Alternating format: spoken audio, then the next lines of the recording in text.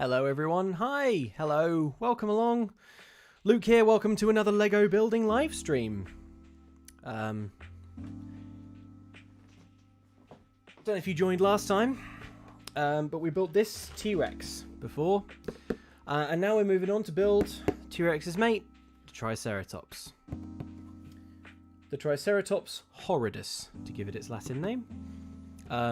Here it is. Here is the kit. It's the Lego Ideas Fossils. Really, really cool set.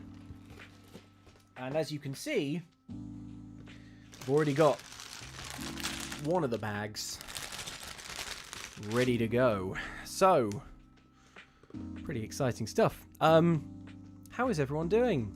Hello everyone in the chat. Good to see you all. Thanks very much for bearing with me. Sorry this stream started a little later than planned. There was some Demon Souls nonsense over and outside extra that I had to attend to. But I attended to it now. So yeah, so nothing stands between us and some Lego building. Dan in the chat says, welcome to Jurassic Park. That is good. And oh, here's another comment that I just wanted to highlight that I've just lost. Well done me. But it was James Best who says, hey Luke, so glad to finally catch one of your live streams. Go Team Dino. And Gentle Mandrill says, hello again Luke, had a pretty annoying start to the day this morning and I was very much looking forward to this. At least the evening is great. That's right. Cool, okay, well. I've got my angle switching ready to go. So, I think, folks, shall we, without any further ado, shall we get on with the great building? Charlie Locke says, hi Luke, it's my birthday today. Charlie Locke, happy birthday. I'm a long-time lurker, but I wanted to say thank you and the community for being so positive and joyful this past year. Ah, thanks, Charlie Locke. Thanks for tuning in. My pleasure. T-Birch42 says 2 weeks ago I bought the UCS Star Destroyer, 4,700 pieces, while re-listening to the horror stories. Took me 3 days. Wow, that's a lot of horror to endure. So, I mean, nice one. Okay. Here we go. Breaking into the bag. Tipping out all the parts here.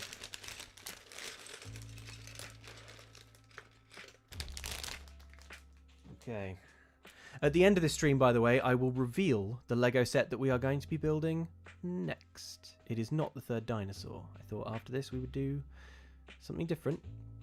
I have the set with me. I'm looking at it now, just off camera. I will reveal that at the end of the stream.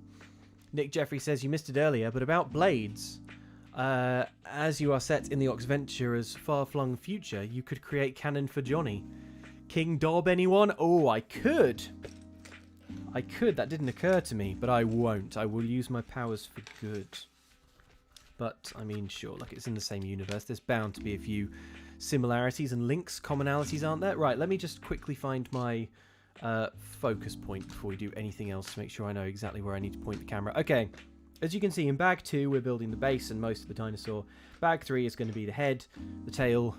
For that you get the head, the tail, the whole damn thing. Fran Fry says, just wanted to say I love this community. Hey Fran Fry, good to hear from you. Thank you guys for helping me through some major panicking, capital M, capital P, and for accepting me and making me feel safe and loved. I am now using male pronouns. Fran Fry, congratulations. That's awesome and thank you for joining us. Welcome along.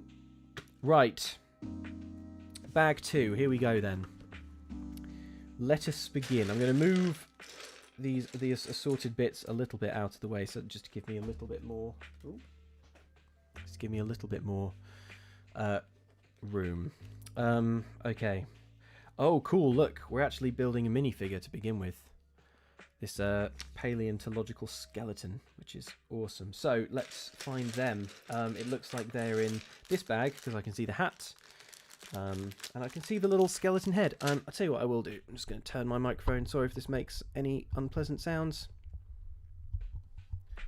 It's a pretty directional mic, so I'm just going to turn that so you should pick me up a little better while I'm hunched over, Legoing this way. Right, let's open this up. Okay, immediately tiny pieces going every which way. Oh boy, please don't roll off the desk. Kim Steins, thank you for the super chat. Says, hi Luke, thanks for being so great. The last LEGO stream was some of the best fun I've had. Or Rona, thanks for doing more. Well, welcome back. Welcome back to more. I'm so excited with how this is beginning with building a little minifig. That's very exciting. Okay, so to start with, what do I need? I need a one of, not you. I'm looking for this piece here. Just a simple little two-piece. However, doesn't look like it's. This is the thing, isn't it? Started. There we go. I think it's in this one. Is it in this one? Yep. There it is. It's in this supplementary bag. What did you call me? Supplementary bag. Peyton Vic says, it's my birthday today. Wanted to share some of the good wealth with one of my favourite YouTubers and musicians. Peyton Vic, that's so kind of you. Thank you very much and happy birthday. Hope you're having a great one. Wishing you a very happy birthday from here. Oh, Legos everywhere. Jackalope503 says, ahoy Luke. Ahoy hoy. Cheers from Oregon. Hello Oregon. Son of Liberty says, hi Luke, just wanted to donate to admire your dedication to building Lego. Thank you. You must be tired after the stream over on Oxtra, so I doff my hat to you. I am tired, but hopefully I'm still able to sort of hold some live stream conversation, because this is a good way to calm down, if you ask me. Right, so that's going on there. First piece. And now I want two of these on top. So, that's easy enough. There's one. Oh, don't lose where they were. Easy. Get a bit of Foley on that next snap, because you deserve it. Ooh, these little pieces. They are threatening to roll away on me. Okay, here we go. Let's get a little bit of Lego Foley. Oh no, it went on softly. Oh, don't worry, we'll get the next brick. Which is putting this brown one on the front. See if we can get a snap on that. Oh yes, that's good. That was good stuff. Sam Street says, hi Luke, T-Rex was so good. I got the set myself, building on Saturday while my wife Emma does a jigsaw. Man, your 30s rock. P.S. Pour one out for a Strava.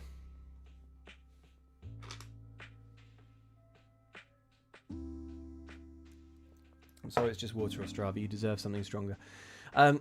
Best Bloomer says, shout out to the Spicy Sad Squad. Thanks, Luke, for helping me find these awesome people. I never would have started streaming without them, and I love it. Our Best Bloomer, that's so cool. If it doesn't get caught by the spam filter or anything, then pop a link in the chat to where people can watch you stream. If it does get caught in the spam filter, if I can, I will sort of, you know, allow it. I don't know how much. I don't know how able I'll be to do that. Stickers. It wants me to put a sticker on the front here. Lego Sapiens. Very funny Lego. However, where are the stickers? Maybe in the box. Yes, here they are. Oh boy, time for some fiddly sticker stuff right off the bat. Okay, Lego Sapiens. Peel you off. And we're going to delicately just pop that on the front.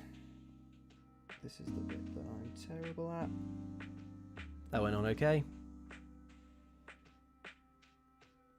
Lego Sapiens. Lovely.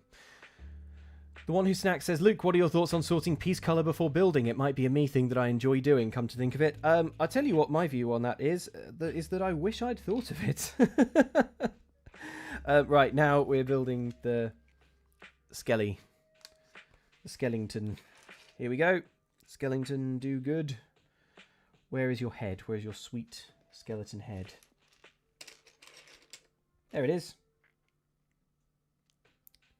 Pop that on the old rib cage. No drama. And the hat, the sort of Indiana Jones hat, that's lovely. Look at that. Now we could just leave it there, folks, but why don't we give him arms and legs? So I'm looking for, there is an arm with a little skeleton, little bony skeleton arm. There it is. So pop that on. Oh gosh. Which one does this? Ah, there we go. It goes on this way.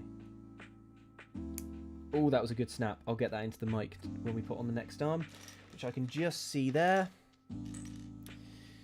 Here we go. Brace yourselves, folks. This is going to sound pretty nice. Ooh, that one was tasty. And now legs. It's got little skeleton paws as well. Alright, let's find them. Let's dig them out. Oh gosh. They've got little toes, it looks like.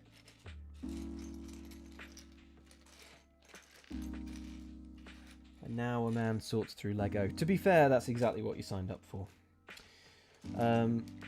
You've only yourselves to blame. Where are your little skeleton toes, my friend? My sweet skeleton pal. I will find them. Got to be here somewhere. This is a fiddly start. They look like this. Very odd little pieces. When I eventually find it, I'll hold it up for a close-up.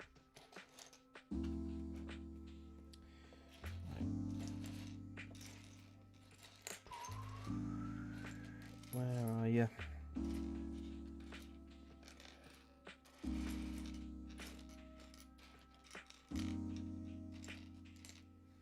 Maybe it's part of the other bag? No. It's got to be here somewhere. You're just not looking hard enough. The herd has moved on, Scar. There's nothing left.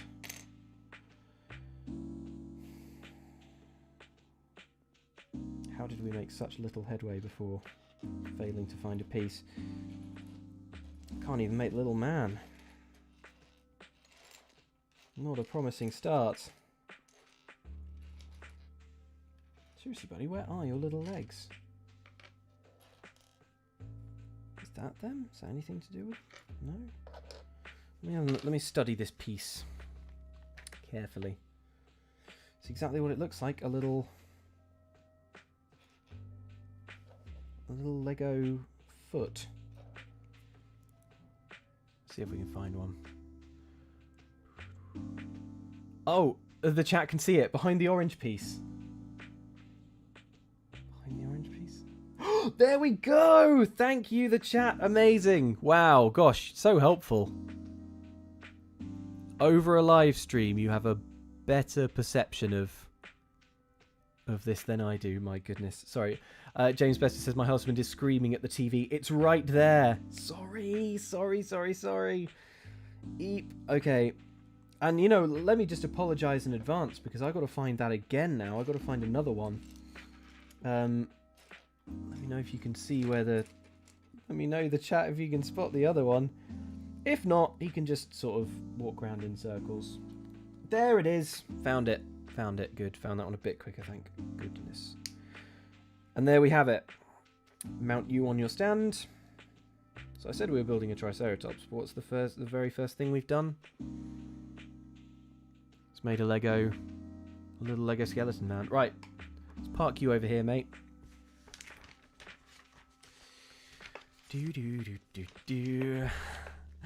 Cernica says, even in a Lego video, the chat is backseat gaming.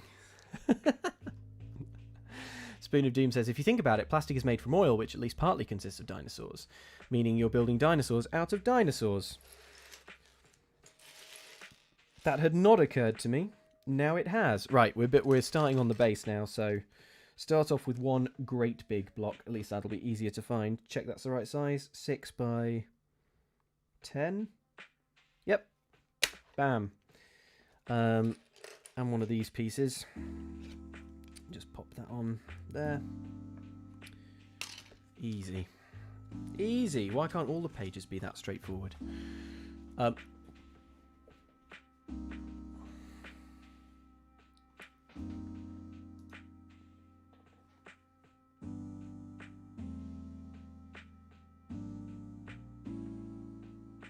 Sorry, I'm not sure you can still see me there. I think I may have accidentally killed the stream. Let me find out. Apologies if I have. Oh dear.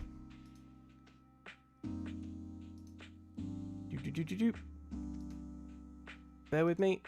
Sorry. Are we still there? Are we still live?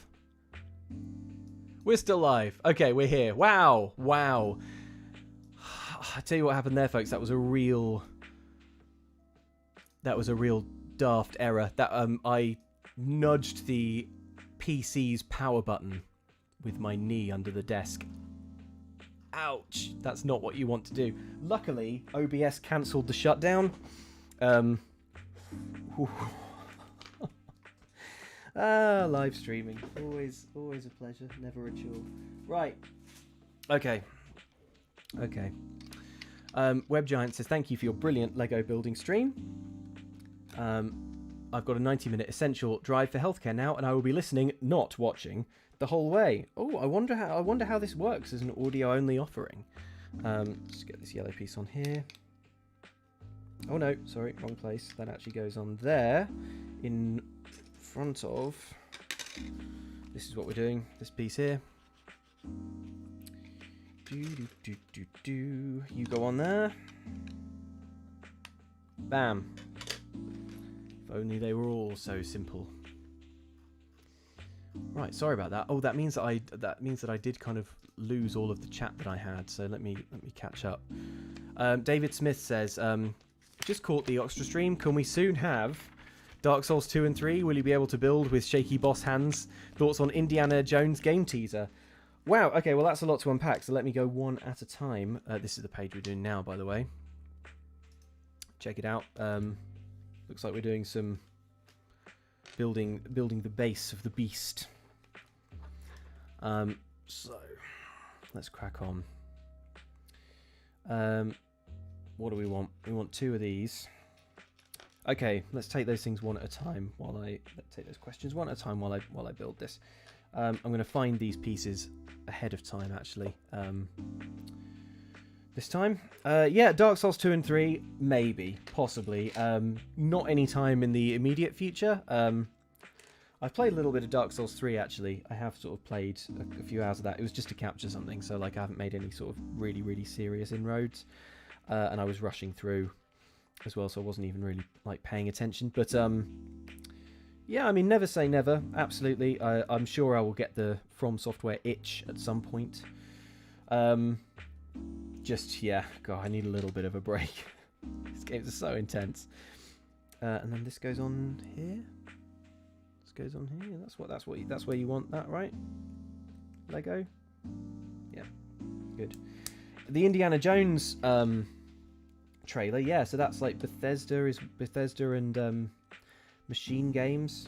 Machine Games make Wolfenstein, and I love the Wolfenstein games. So as far as I'm concerned, feels like it could be a slam dunk. They make great first-person shooters. Indiana Jones games are tended, I suppose, to be like third-person. But that doesn't bother me too much. I wouldn't mind if it was first-person at all. As far as I'm concerned, the thing that is great about Wolfenstein is the story and the acting and the writing is so sharp. Those games are such a joy. I love all the characters. So, I mean, if they can bring some of that sort of energy to an Indiana Jones game, feels like a winner to me. There we go. Pop that on the base now. Lovely, lovely, lovely. Next page. I'm only doing that once, right? Yeah. Only doing that once. Oh no, the next page is now do the whole thing again. Na, na, na, na, na. Okay. Fran Fry says, shh, I love you folks, okay? I'm teary, plus dang, this is already a relaxing stream. Good, Fran Fry, I'm glad, apart from the bit where I nearly shut down the whole stream by accident. That was fine though. By the way, can you see the T-Rex we built last time? Just in the corner. Just hanging out on a shelf over there. Observing from the forestry, from the woodland area, from the lush greenery. Okay, right, one of them.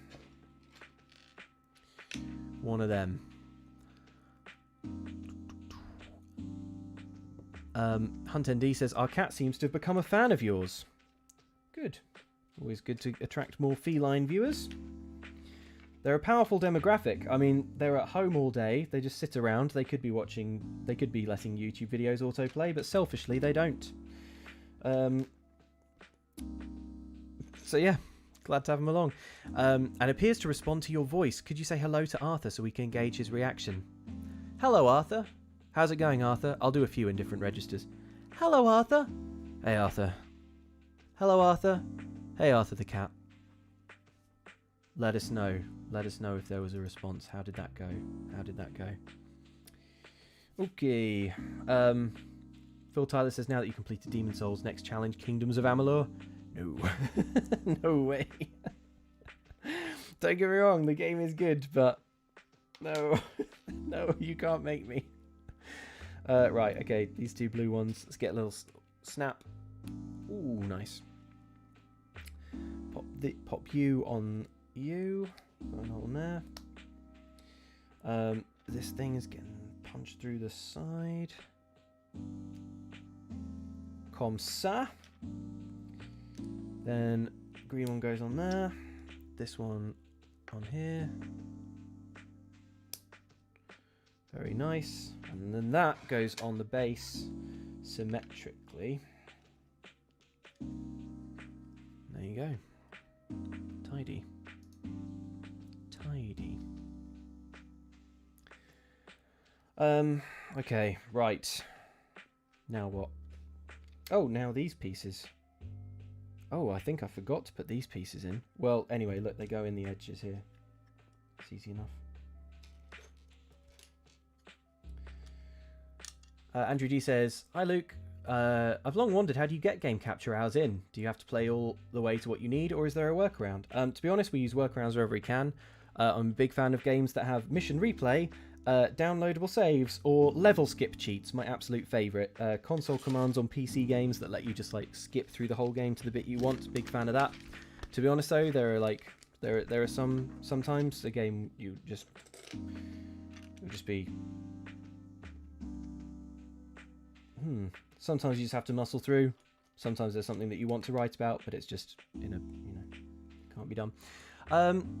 Best Bloomer says, I'm streaming as Precious Rogue on Twitch, capital P, capital R. So check out Best Bloomer on Twitch. Just been playing Jurassic World Evolution, so very apropos. What's your fave dino fact? Oh man. Well, I think we talked last time. Maybe did we talk about it last time on the stream, or maybe I just spied it in the chat about how T-Rex actually like didn't roar, but sort of did like a low kind of like lowing noise. I like that.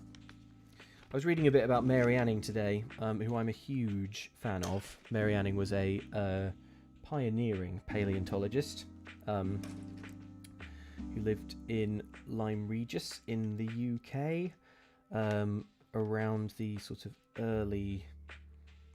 oh, that's nice. In the kind of first half of the 18th century. And they're putting up a statue of her, or at least that's the plan. She's brilliant. She absolutely she wasn't recognised in her time because of misogyny. She wasn't recognised like for her pioneering work, but she was basically a professional fossil hunter. So she would like go find fossils on the beach along the Jurassic coast, as it's now known. And sell them, but she didn't. Before she sold them, she made all of these like incredible like notes, like scientific observations. She absolutely like knew about these animals and she understood them. But unfortunately, the male paleontologists who were kind of buying her work would basically claim the discovery because they were like the first ones to write it up. So.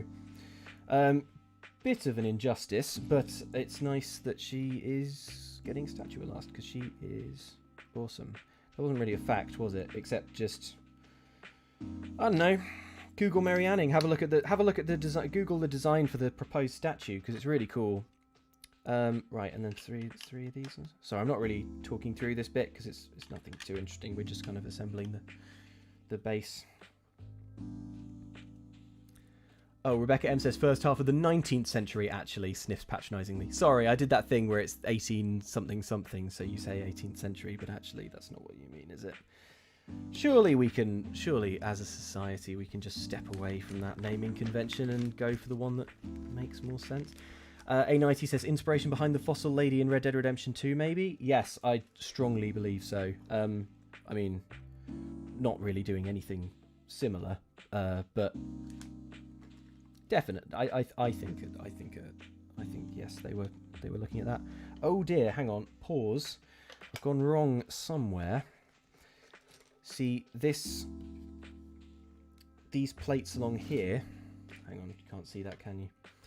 Let me tilt this up a smidgen.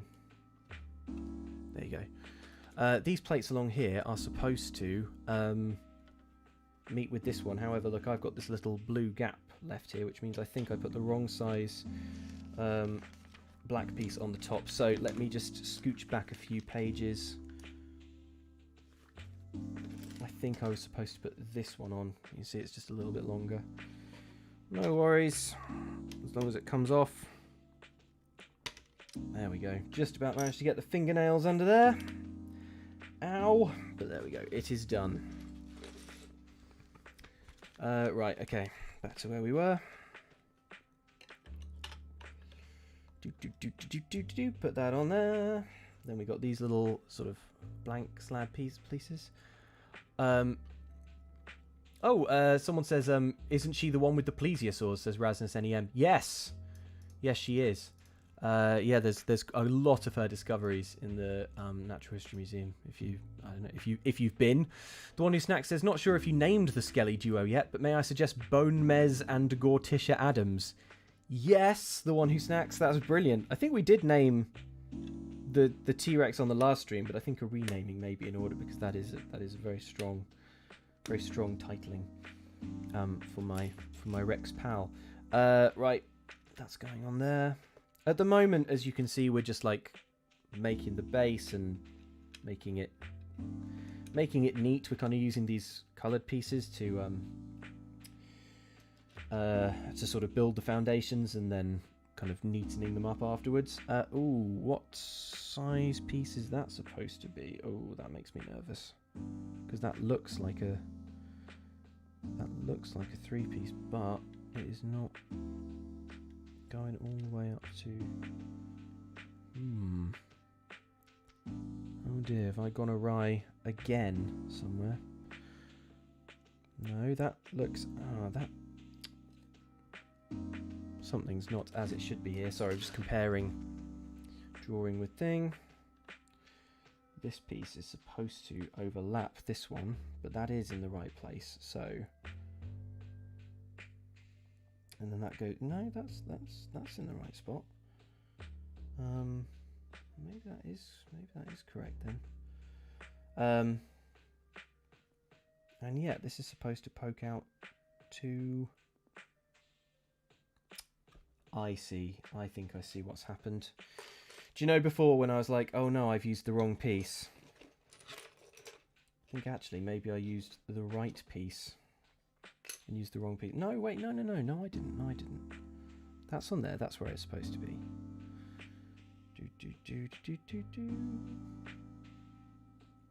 Ah, I see. These little pieces here. I've put them on in the wrong spot.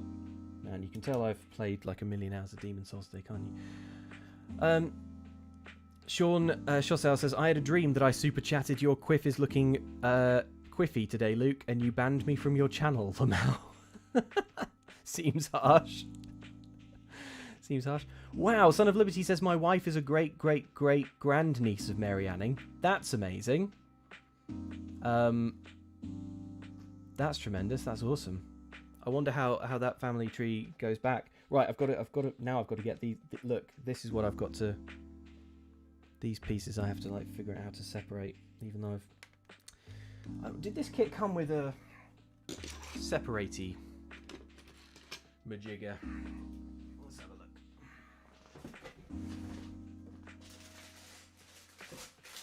It did. I have to break into a different bag, but I can just sneak it out sneakily. Oh, precious brick separator, giver of life. So precious. Look at that. Oh, the colours on this webcam are kind of off. That's actually sort of green. Look, if I hold it up to the other thing. Never mind. Good job we're doing a sort of monochrome build. Anyway, is that going to help me get this piece off? That's the question. Yes, look at that. It comes off like an absolute dream. Good. Right, now let's put that on where it should have been always. And this one, same treatment on this side. Come on. There we go. Good. Good. Right, sorry about that. Bit of a delay there. A misstep on my part. And now these go over here. I wonder if that's one of those things that possibly, like, it would have really bitten me in the bum. Let's get that finally. Ooh.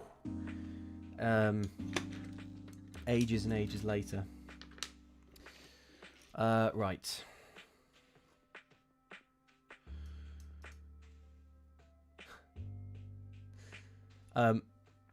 Dan says, I love that fossil hunter Gideon Mantell discovered the famous iguanodon thumbspike, and the press at the time called it the Mantell piece. That's good. That's very good. The drama. I mean, we really need the 10-part HBO series, like covering the sort of drama around the early paleontologists. There was so much, like, I mean, look, if you really want to learn about, like, if you really want to read up on sort of like controversial figure, look up Richard Owen, founder of the Natural History Museum. He was oh boy, did he love slandering his peers in the press. He wrote some really like cruel and mean-spirited obituaries for, like, his peers who he was a rival with, being like, they didn't achieve very much, and they won't be missed. You know, that just, like, absolutely savage stuff. He also, like, really didn't get on with Darwin, which is funny because now in the Natural History Museum they have, like, in the Natural History Museum that he founded, that Richard Owen founded, Darwin now has a much more prominent statue. So there you go. It just goes to show, I'm not sure what it just goes to show. I'm just here to build Lego, man. Oh, cool, look, we're doing the feet. Now, and popping them on, which is exciting to me. Okay, right. Let's just move this easy. Let's just move this kind of gently to one side. Oh no, actually, let's keep it down here because we're applying the feet directly to the base. Let me put the instructions over on this side. Right. Tom Titherington says, hey Luke, I missed the start of the stream, but hope you're well. Yeah, pretty well, thanks Tom. Okay.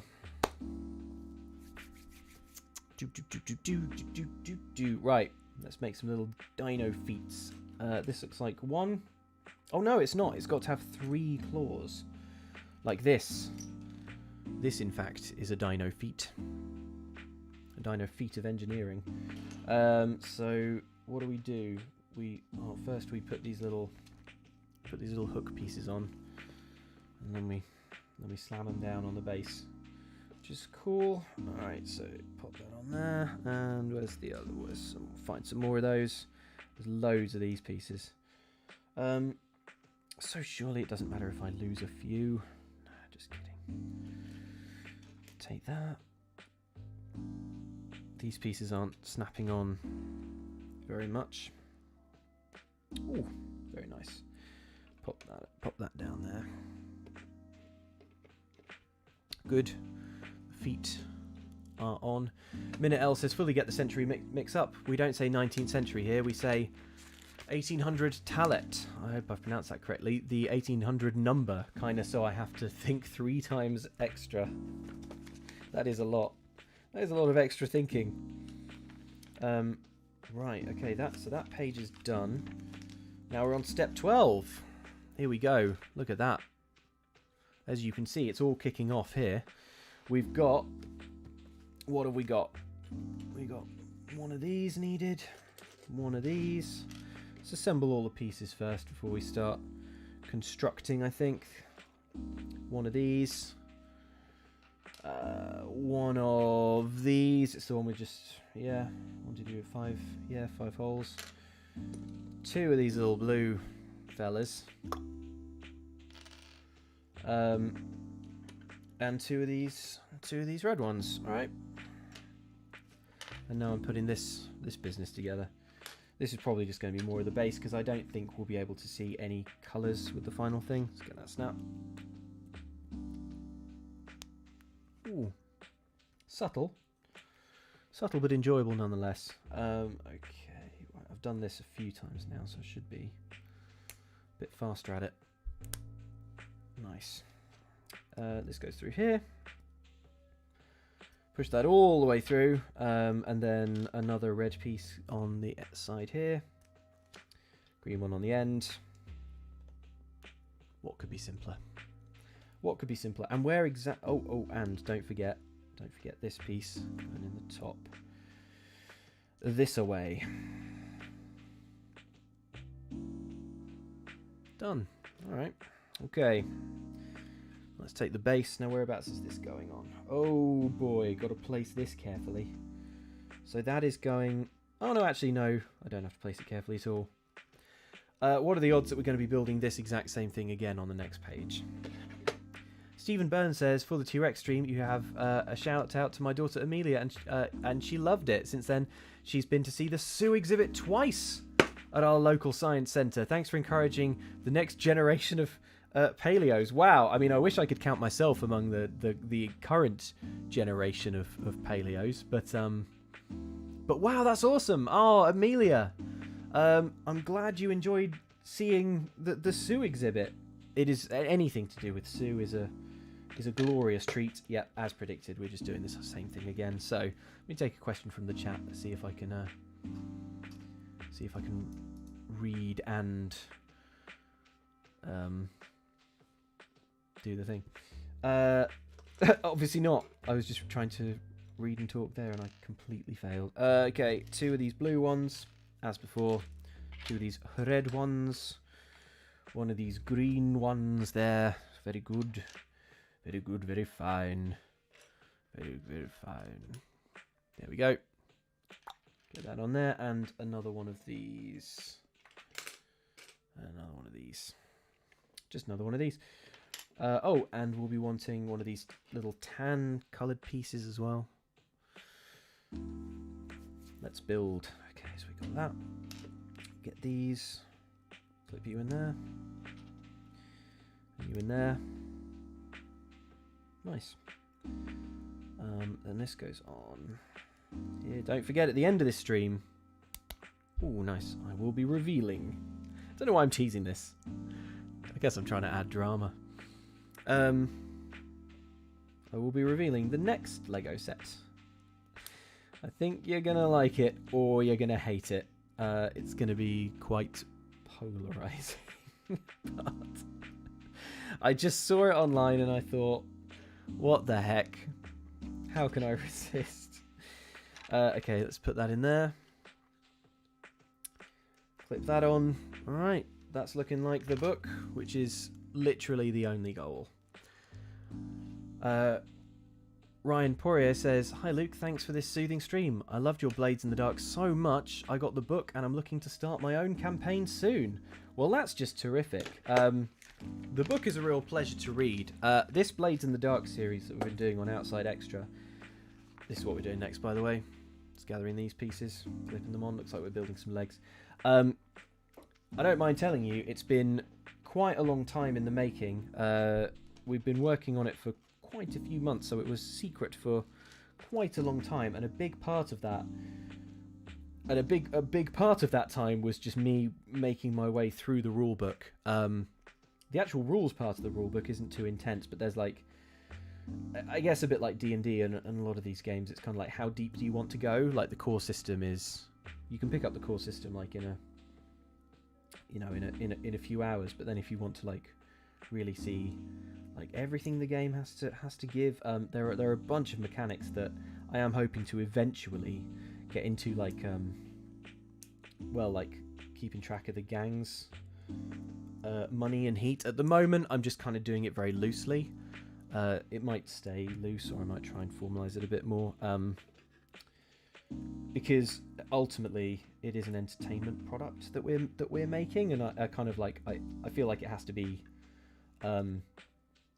fun and funny first, and then, you know, any other rule following is just a bonus, really. But yeah, it's a great book and a great read.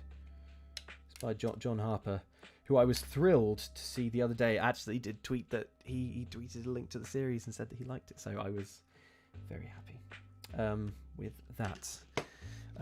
Right, are we doing that again? No, just the once. But then next page, you better believe we're doing it all over again. So let's get those pieces together. Oh God! Nearly just clumsily just knocked everything all over the place. Don't do that, Luke. Scott Jacob says the spikes at the end of a Stegosaurus are generally referred to by paleontologists as the thagomizer, a term coined by Gary Larson in The Far Side.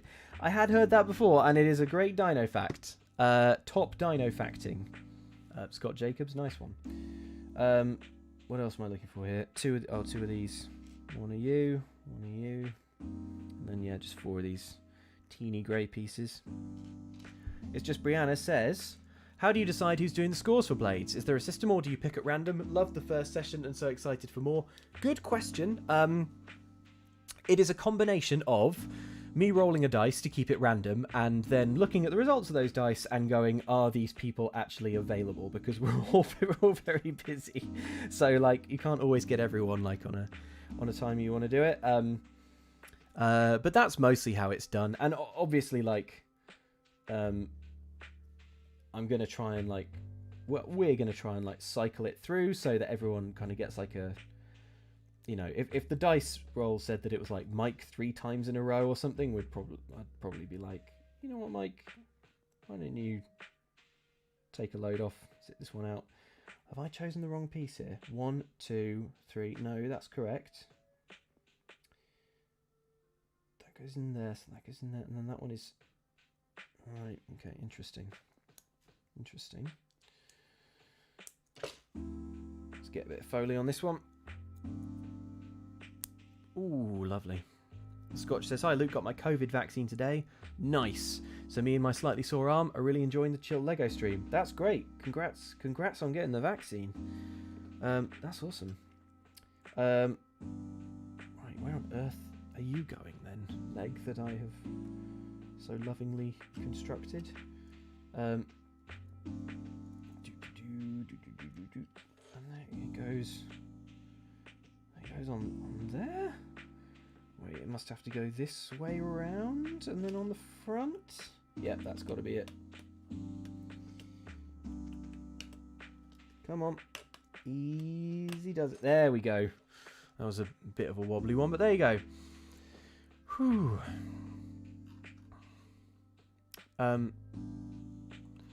Awesome. Matt Sequel says, is the advantage of Blades in the Dark that Mike can't forget spells he has anymore? Oh my gosh, that was so funny. I don't think Mike really, like, forgot that he had a spell, but, like, there's something so on brand and in character about Mike's character being able to magically teleport and just never mentioning it before. Oh, cool, look. It's ribcage time. Ribcage o'clock. Alright. Oh, Andy Hoyle is in the chat. Friend of the show, Andy Hoyle. I'm always surprised at how little patience I have for Lego building, says Andy. Check out Andy's channel, for he does... oh, I think we're putting this aside.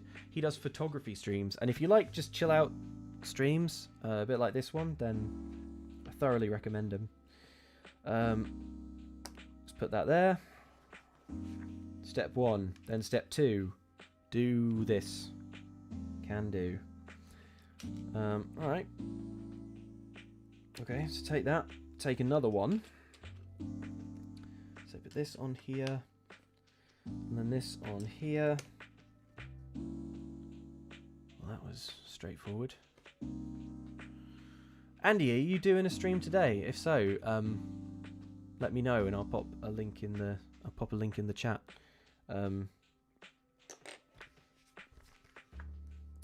Right. Next step. Whatever this whole nonsense is. One of these or 2 of these. Some gyroscopic Breath of the Wild motion control bit. Okay, so that's 1. And then 2 of, that looks like this sort of unusual oval piece. So take that, put that to one side, and where's the other one? Here we go, here's the other. So we spin this over, put that there, this there, and then the tan one goes across. Andy says, yes, I'm streaming from 9 in 45 minutes, but it'll go on for a while, I imagine. Oh, brilliant. Well, I'll find a link and I'll pop it in the chat when this one's done, in case anyone wants to hop on over. Keep the chill times a-rolling. Okay, next, Breath of the Wild gyroscope it over once more, and we're sticking on just these 2 square pieces here, which is good and fine. That goes on like that. This goes on like this. Job's a good one.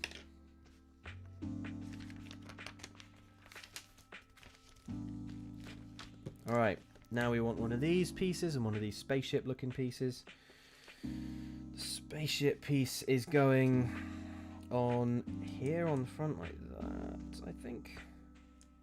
Are you? Yes, you are. And then this piece is going over up on the back. So that's what we got there. Great. Now we want 2 of these little nub pieces. 2 of these, one of these smooth ones and 2.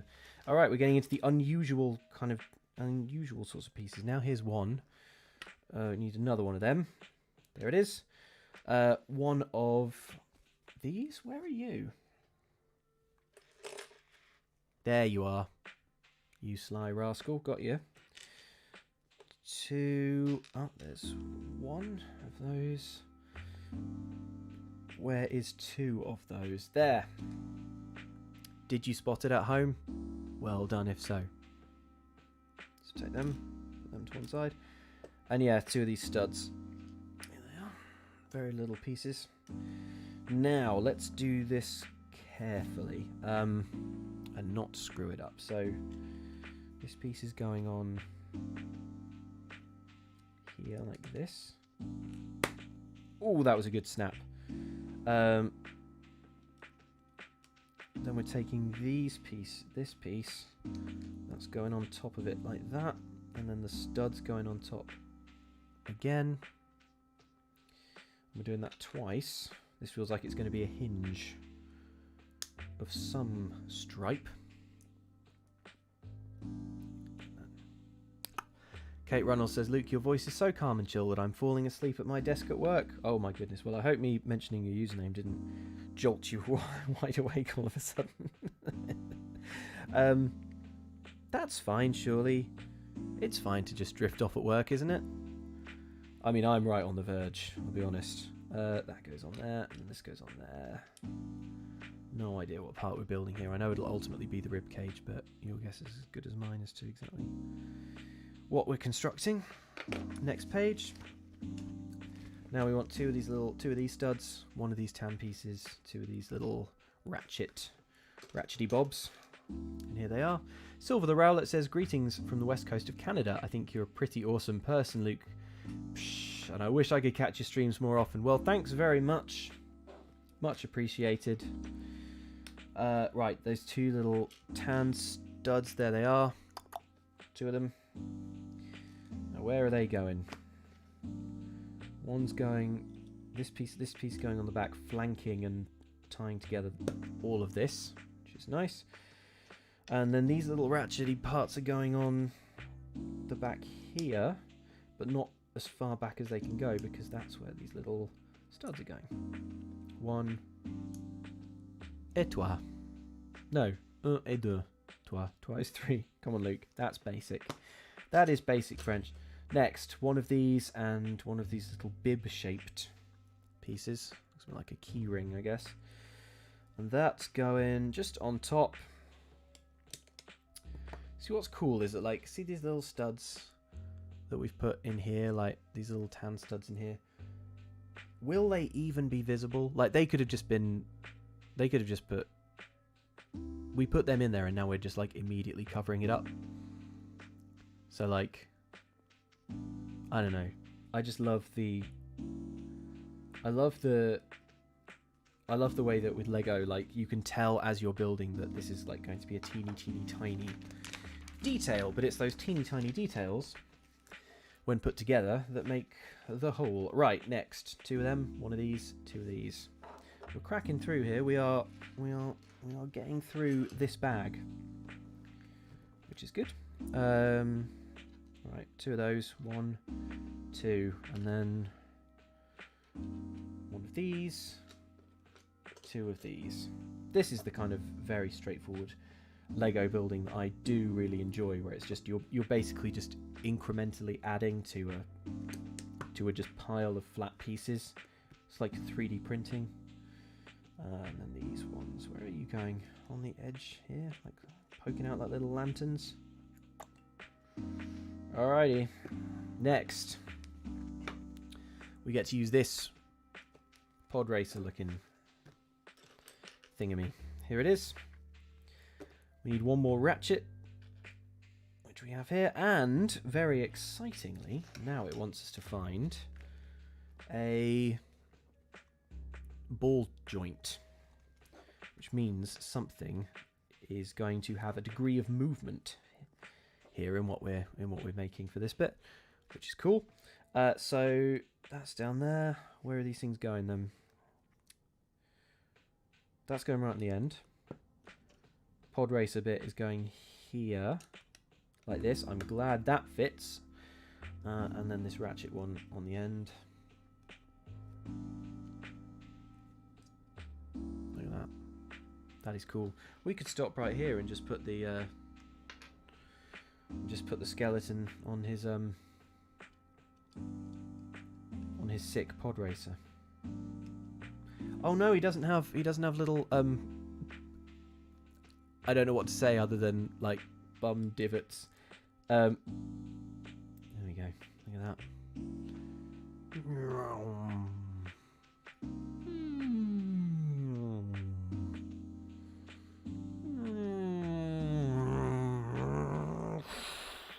Right. Stop that, Luke. This isn't for playing with. This isn't a toy, you know. God. Right. This way around. Next page. Melanie Lengrick says, just wanted to say hello from Wyoming and to say, Luke, thanks for being yourself. No worries. Thank you very much, Melanie. That is much appreciated. Cheers. And hello, Wyoming. Asha Otto says, Luke, have you been working on any music lately? Yes, I am trying to. I am trying to get some music done. I think I've mentioned before that like I'm also working on like a tabletop game of my own devising, which is edging closer to being in an announceable state, which I am really excited by. And that has been taking up a lot of my time, but once that's out the door, I am sort of in tandem trying to. I have 2 songs that are basically finished, and my plan at the moment is that I might like try and get a couple more together and sort of release them all together, but I don't know. I have had plans like that before, abandoned them. I've had songs that I'm like, actually I don't like it, and have just basically abandoned. So I don't know. I'm making no promises is what I'm saying. Right, 3 of these. All right. Oh boy. 1, 2, 3. 2 of these little hinge ones. 2017 year of the hinge, and 1 of these guys. Nimbletax says, congrats on Demon Souls and Blades in the Dark. Out of interest, if you had all the money in space, what Lego kit would you get? I'd love to build the Paris Disney castle. Ooh. I mean, you've picked a really good one there.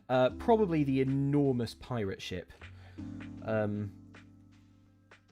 Yeah, just I'd love to do the rigging. I think I've had a little look at that. It costs a lot, but it's cool. It's a cool set. So maybe that. Okay, pop these on there. Shannon Bennett says, your own tabletop game from scratch or Blades? No, yes. Yeah, my own tabletop game. It's about super fast sci-fi anti-gravity racing. It's a racing sim. A tabletop racing sim. Built to tell the rad as hell stories of the pilots in the racing league in the game. That's it. That's all I can share for now. But as I say, I don't know. It's just been something I've been working on in my spare time for a while. And yeah, it is. I will shortly be able to. I hope it's good. I hope it's enjoyable. I honestly don't know. I really don't know. But I'm just gonna put it out there. If you can play it, if you know, play it if you want. If you like it, great. If you don't, apologies. Right, 2 of these. Well, that's one. I actually can't see another, and these pieces are pretty distinctive, so that's immediately alarming. Oh no, there it is. Whoo! Yikes. So, 2 of them. 1 of these. 2. Oh, great. We're doing like some bits with teeth / claws. 1, 2. One of these small Lego pieces. I don't even know how to describe that, but that's what it is, isn't it? Let's call it what it is, folks. It's a bloody Lego piece. But where the heck? There it is. It was disguised, looking like 2 separate pieces. That Casual Dragon says, off sick, but at least I get a nice chill Lego stream to relax to. Thanks, That Casual Dragon. Thanks for tuning in. Right. Sorry, my head's all over the place at the moment. I'm struggling with this step. Why?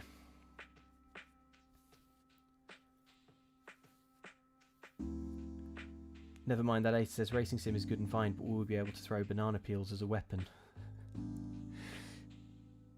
Actually, technically in the system you could. It's not really like built into the game, but yeah, you could.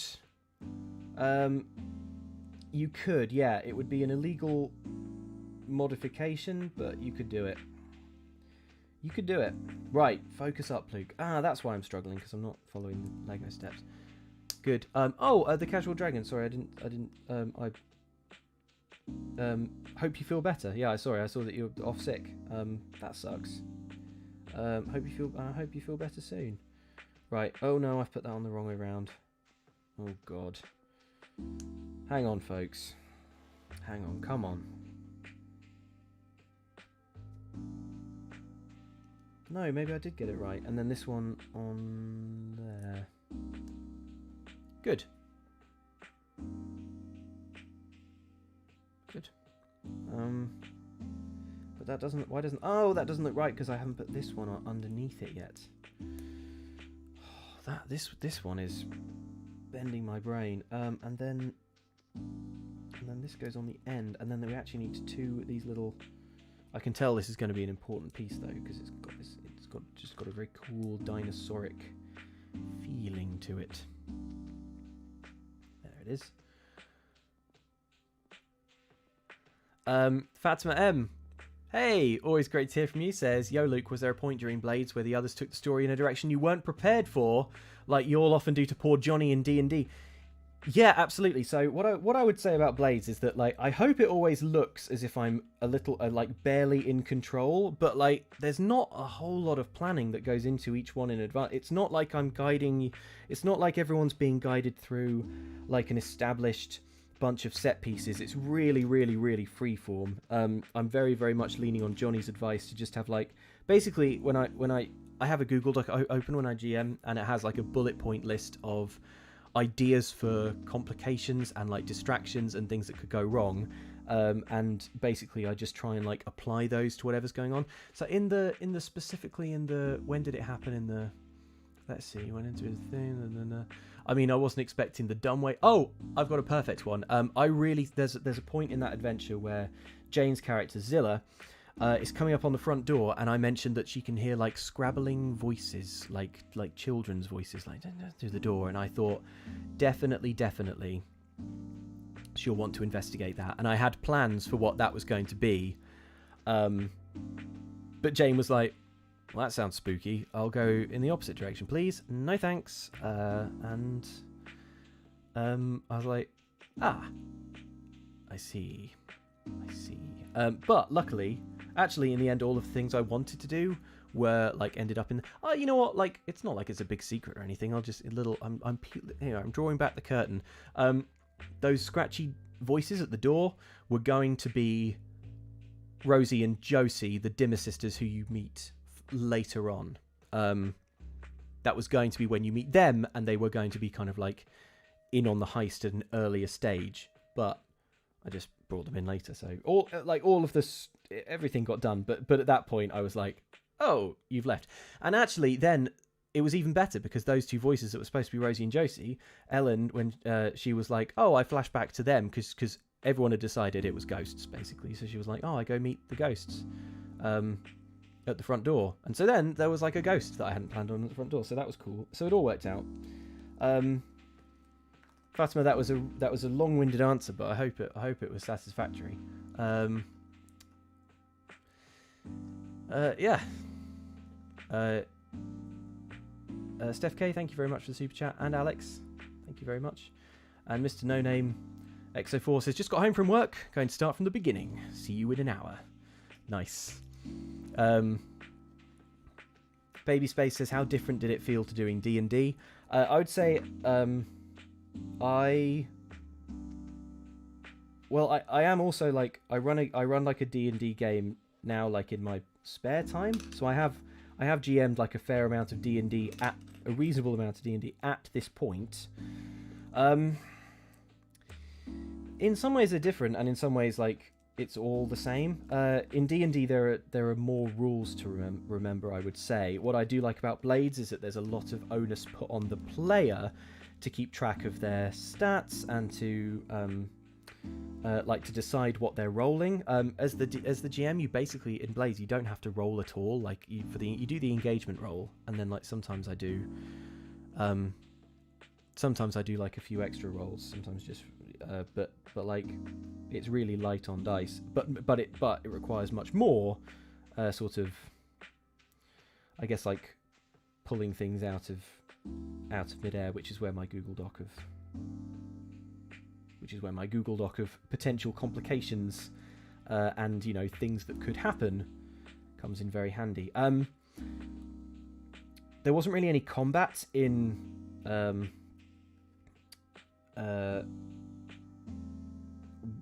Blades that's gone up, but what I would say is that the way that Blades in the Dark handles combat is really fun. It basically treats it like any other dice roll, so you can have an entire like 6-on-6 skirmish that's decided with one dice roll, which I find really cool and really fun. I'm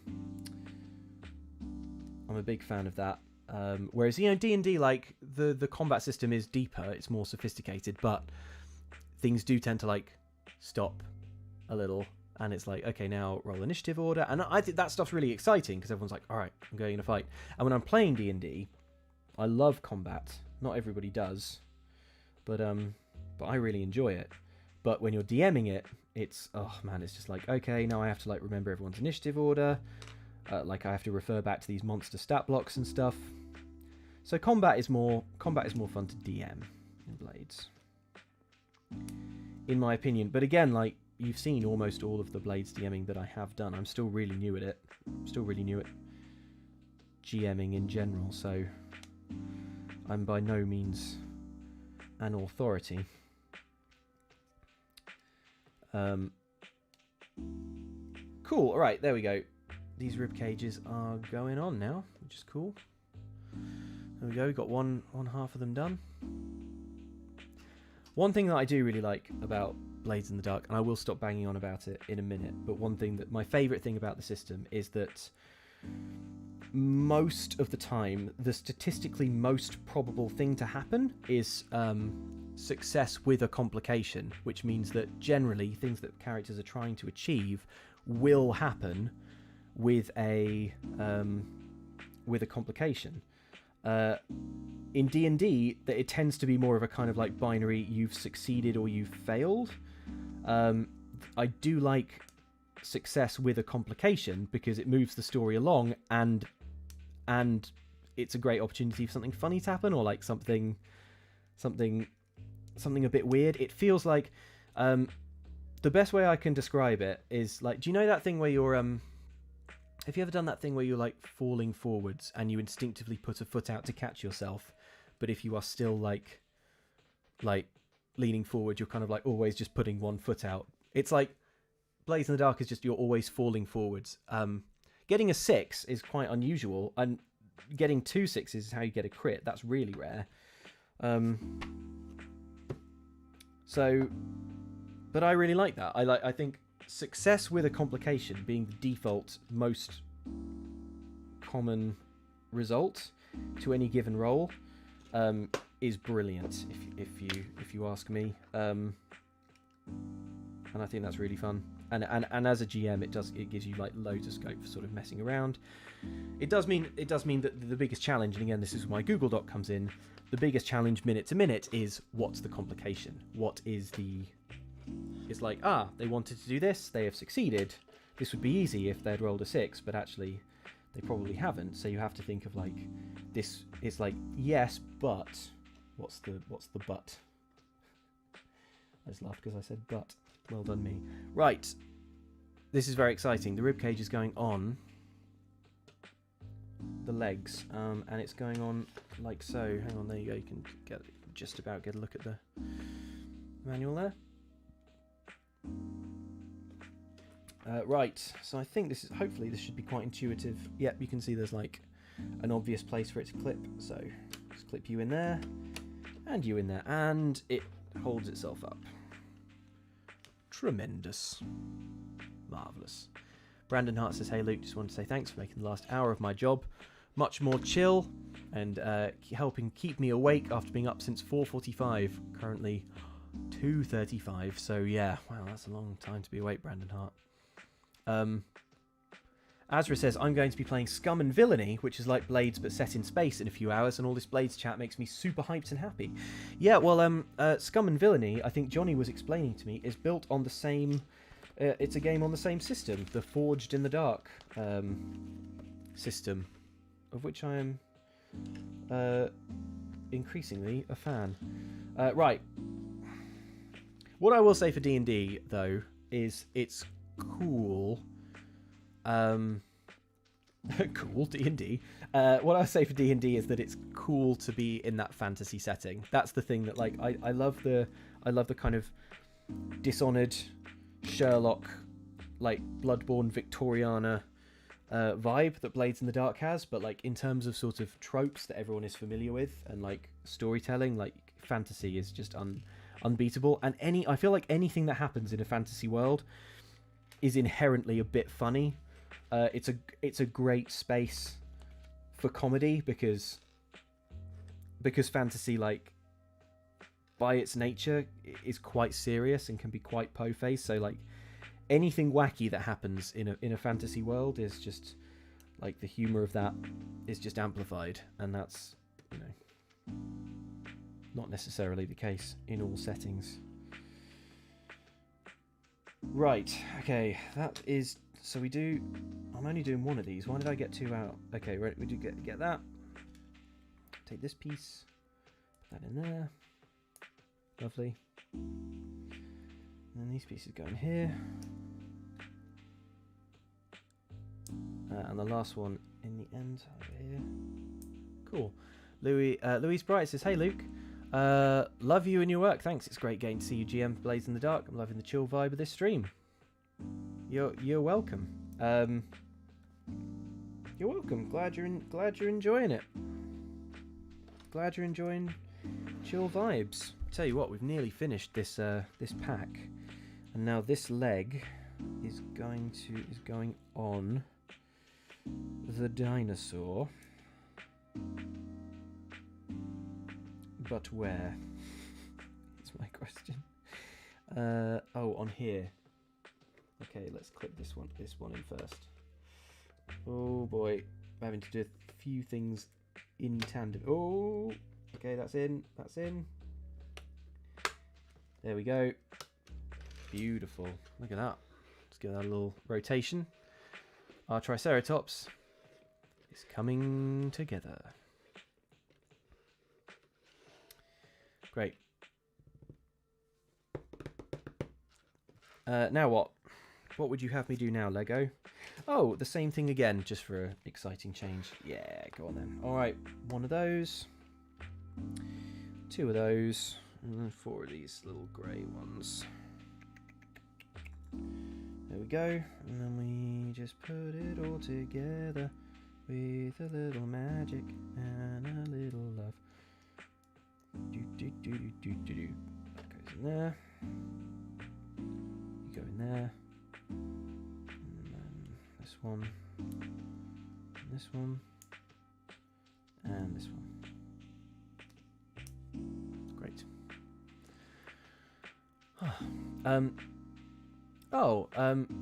Amoeba Teacup says, I usually miss streams, so here's my first super chat. Thank you.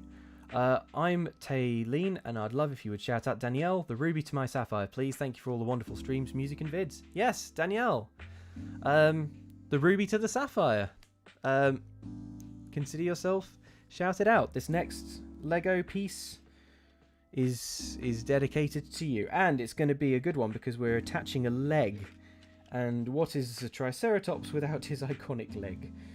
Right, so here we go. We'll try and get some good Foley for this. If I can clip, maybe if I can clip this in here first. Come on, come on. Ooh, ooh.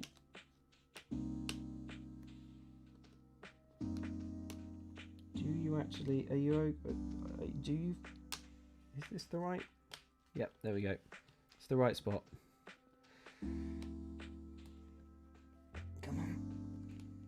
Oh, you know when you just feel like I need to apply a bit more pressure, but I'd really hate doing that. Come on.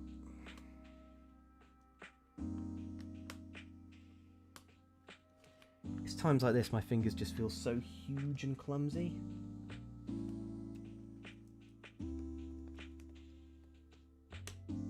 Right, good. There we go. Right. I'm going to line all these pieces up. Then, here we go. There we go. Danielle, the triple click.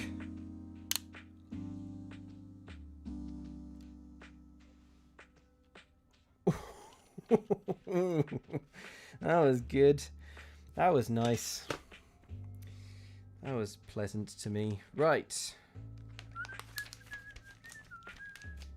Good. Next we're doing this. Looks like it's a little bit more of the base, which is fine. So grab this long piece, grab these 2 shorter pieces.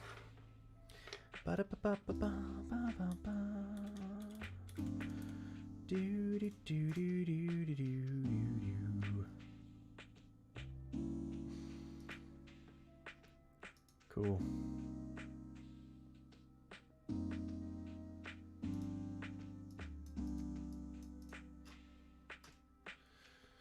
Right. Good. Let's pop these on.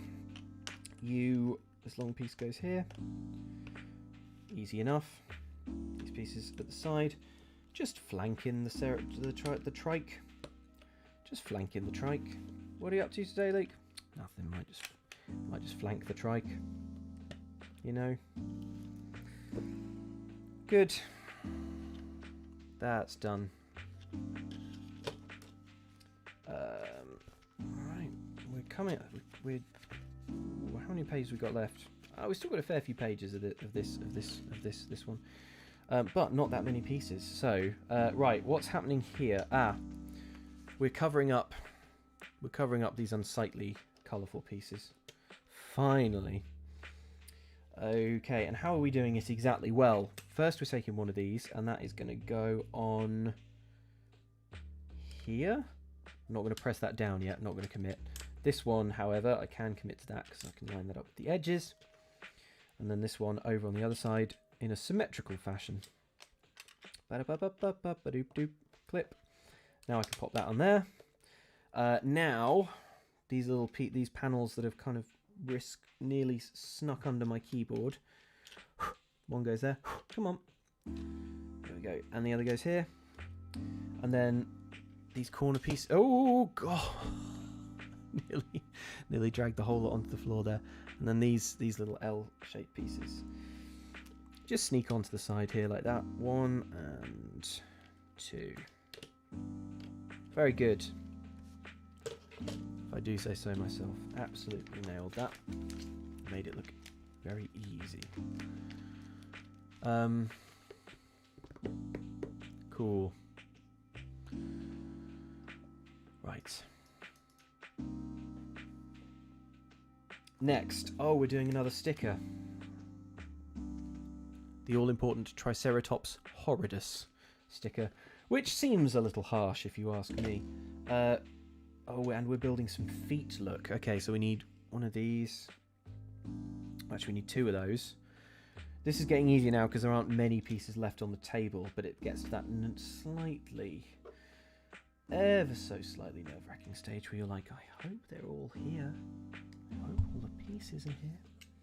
So far, however, it looks like they are. So we take that, we put these pieces on top of the foot. Like that. Then we take this one and we snap this in here. I can already tell this is going to be a good sound, so let's get into the mic. Ooh, yes. Don't mind if I do. And then these look like little sort of toe plates, something like that. Just on the top. And that, my friends, is a foot. The game is a foot, and that's just going to clip down onto here. I guess with this piece must have to be slightly raised. There we go. There we go. And now we'll just do that again. 1. 2. Get the snap.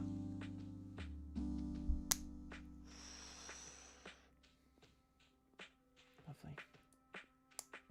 Put that on there. Put that on there.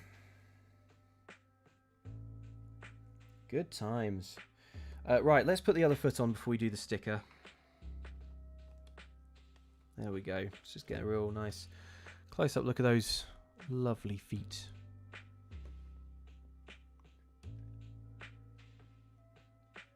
There they are. This is kind of hinged, so you can... I mean, I don't know why you would have that in any other position, but there you go. But it sort of gives it the look of kind of being sort of hoof-like. Almost, I think, which is nice. Right. Let's put that to one side because it's time to do a sticker. This one. Triceratops horridus. Don't you listen, Triceratops. It's not true what they say about you. There's nothing horridus about you. Okay, got to get this on straight. Now, I don't want to blow my own horn, but I think I may have absolutely nailed that. Oh, I can see an air bubble when I do it like that.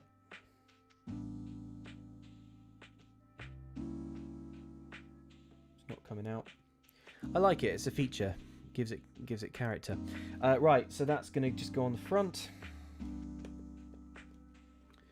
which is lovely. And that's this page done. Shannon Bennett says, Lego stickers used to stress me out as a kid. The pressure. Oh, I know, right? The pressure is immense. Right, oh gosh, excitingly. It's time for bag 3, the final bag. How are we doing for time? How long have we been going? An hour and 20? Cool. Right, here we go. Bag number 3. Man, time really does go quickly when you're doing this. Take my spare bits, throw them into the box. never think about him again. Breakout bag number 3. Let's get that crinkle foley.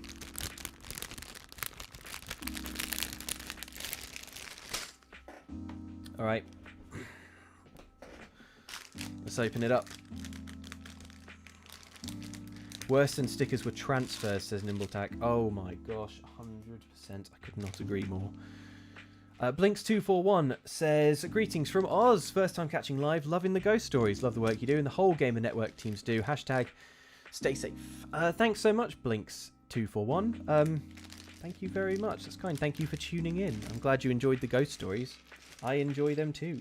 Seen a few questions about whether I'm still doing them now that I'm sort of streaming Lego building. And the answer is, I don't know. I don't know.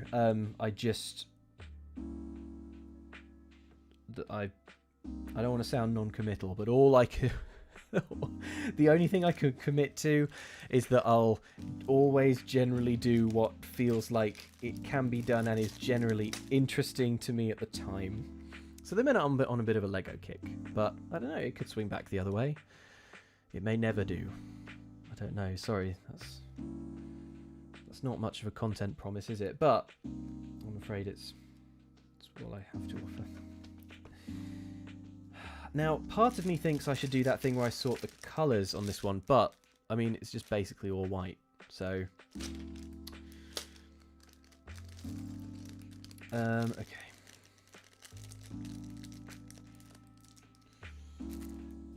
Let's get rid of the plastic. I think I might try and like separate these tiny pieces just into their own little philosophical pile. They are spiritually similar in this area, and then in this one, take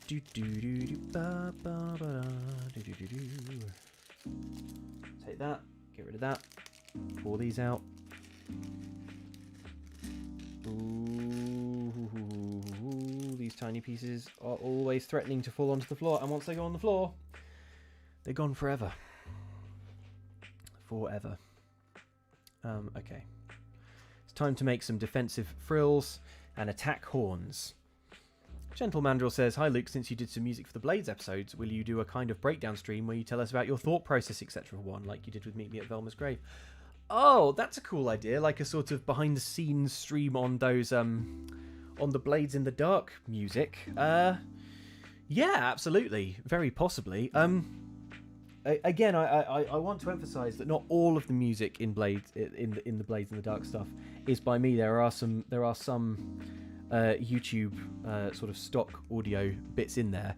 But the main, I tell you what, if you watch the trailer, everything that was in the trailer I did, and the sort of general score music, as in score like doing a heist, it goes like dun dun dun dun dun dun dun dun dun dun dun dun dun like that. It's playing for most of the... It plays most of the time. It's the most commonly used one, I guess. But that one is... I did that one as well. And actually, it wasn't too hard. They're just like MIDI instruments, and it's done in Logic Pro 10. And I used a lot of Logic Pro 10's arpeggiators and stuff, which actually makes... You can make something that sounds pretty good pretty quickly. So, you know, it's not like I had all these weird instruments or anything. I just had my like keyboard as a... Those audio tracks, if you like boost the volume and listen to them loud, you can hear that those aren't real instruments. It 100% only works as a kind of under everything else. Don't pay too much attention to this. It's just supposed to kind of imply a little bit of vibe. That's where it's strongest. But yeah, a breakdown on those would absolutely be possible. Yeah, you might be a little disappointed about how sort of washed together they are. As I say, a lot of MIDI arpeggiators. Logic Pro 10 has some absolutely amazing virtual instruments. Like I remember when I was in school, like MIDI keyboards were like, it was like that Casio keyboard, you know, the one that went DJ, DJ, DJ, and it was just like a load of really, really like rubbish, like fake, really fake, like synth horns and strings and stuff, which, don't get me wrong, have their own kind of particular charm, but these days, my goodness, it's amazing. There are like synth strings, synth horns, and you would like, I cannot tell this isn't a real instrument. And they have like so many built-in dynamics. The main so in the Blades music, the instrument that the reason that I decided to try and like do some of the music myself was honestly because when I started doing the edit job, I had an insanely hard time finding music that fit the tone, you know, like usable music that kind of fit the vibe. And I had a very clear idea of that vibe. It's not very complicated. It's like you want something that sounds like Dishonored and Sherlock and Bloodborne and kind of Victorian and a bit kind of like it's like the oh gosh, what was it? I want to say it's the Dorian, like in the Dorian, like playing in a Dorian scale, like is a big part of it. But I just couldn't find any. I was really struggling for music, and I was like, you know what? I can hear it quite clearly in my head. If I do it myself, then at least then it's easy to edit with because I can make it loop and we can just move another thing. So yeah, so that's that. But the instrument, the main sort of melody instrument for that, which is a kind of like stringed thing you can hear. I thought for a long time when I was listening to like the Dishonored 2 soundtrack, I was listening to the BBC Sherlock soundtrack and the Elementary soundtrack and like all these other things and trying to identify the instruments. I thought it was a harpsichord, that kind of sort of clangy string, almost metallic kind of glang kind of sound, but it isn't actually. It's an instrument called a hammered dulcimer, which I 100% recommend just doing a YouTube search of, just to watch someone play one, because you'll watch someone play it and you'll be like, oh yeah, the Victorian music. Anyway, luckily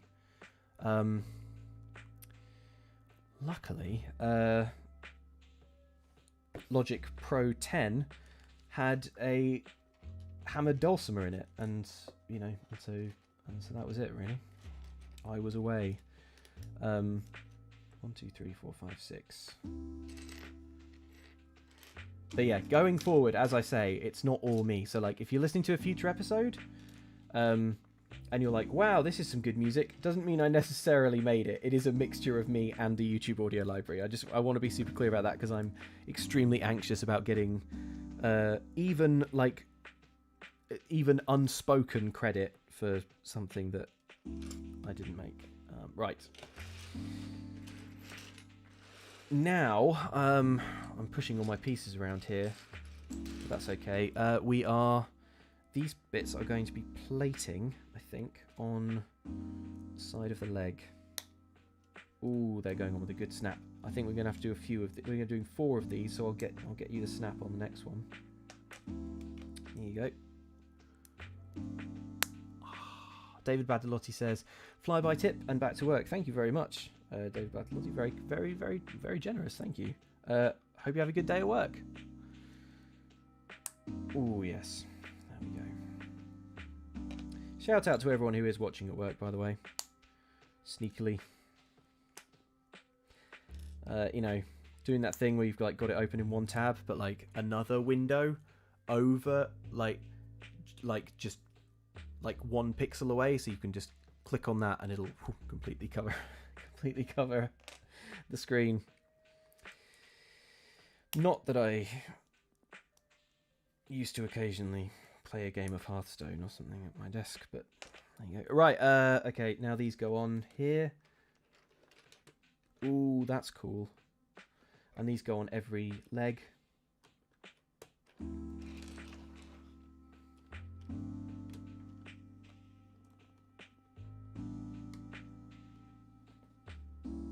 Great, that was easy enough.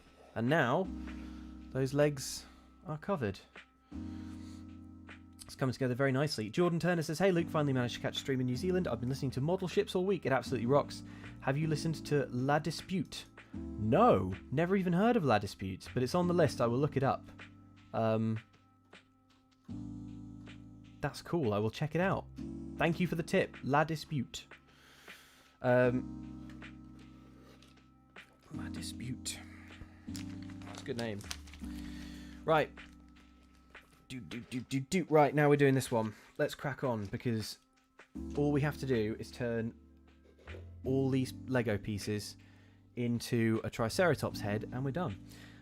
This is what we're doing now. 4 of these, and it looks like we are just continuing to plate the legs. So we're not on the head yet, which is okay. So 4, 1, 2, 3, 4. Found those weirdly quickly.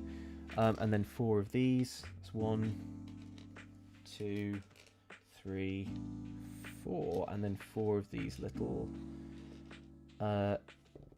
end studs. Where are they? Where are they, though? Reveal yourselves.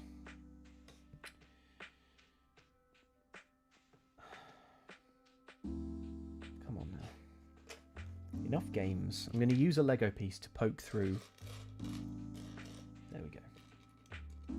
1, 2, 3. What I will say is that that's a really pleasing sound. There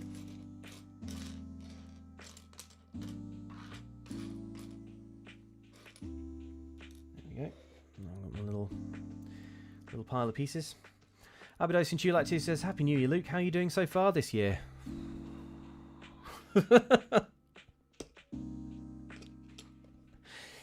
I mean, look, it's already quite a year, right? A lot of stuff happening. Not all of it bad, but all of it, you know, happening at a I feel like at a ferocious pitch, if that's the right sort of word. Yeah, I feel like I think everyone's kind of sort of got this vibe going on that like the end of the pandemic may be in sight, but still feels like such a long way away in terms of months. I don't know how everyone else is finding it, but like here in the UK, it is so dark and cold at the moment. It's just grim. Like it is, you know, it is. Ordinarily at this time of the year, I'd be like, I don't want to go outside. I just want to stay inside and be cozy and warm. But like, I'll tell you, I'm been watching through all of the old. I mean, they're not old. Rewatching all of the MCU, the Marvel Cinematic Universe, all the Avengers movies. Rewatching them. It's quite fun to rewatch them. Actually, if you watch them in like, I'm sure a bunch of you will have done this already, but like if you sort of watch them in quick succession, you do pick up on a lot of stuff. I remember when I watched the movies, every single movie with Bucky Barnes, the Winter Soldier in it, every time he appeared, I was like, who? Remind me? He just like slips out my memory as soon as the movie's over. Where are you going exactly?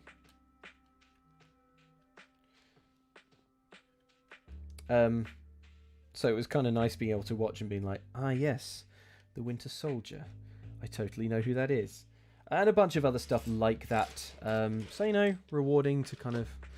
Lol, poor Bucky, says Secret Agent Sam. Yeah, Bob Spitfire says, I found the first Captain America film improved a great deal on a second watch. Yeah, actually, I would say that, when you know what's coming as well. And, like, real talk, folks, but I just got to say, like, Captain America is the best one, right?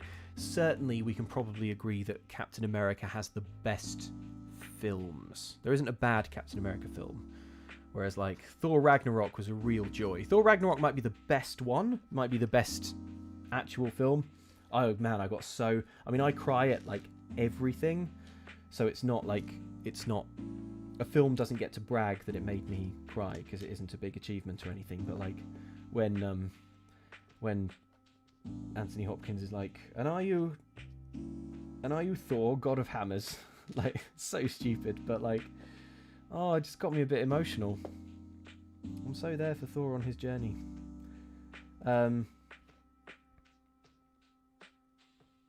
Yeah, that was cool. Just like that Taika Waititi, just like that writing just, yeah, it's just good, isn't it? Right, one of those, another one of those, I need two of them, and then I need one of these arch pieces, which is this one. Another unusual piece. Cool. Loki forever, says Jimmy Snowby. Yeah, Loki, another character who I like was way more into, like, you know, on a rewatch, I have to say.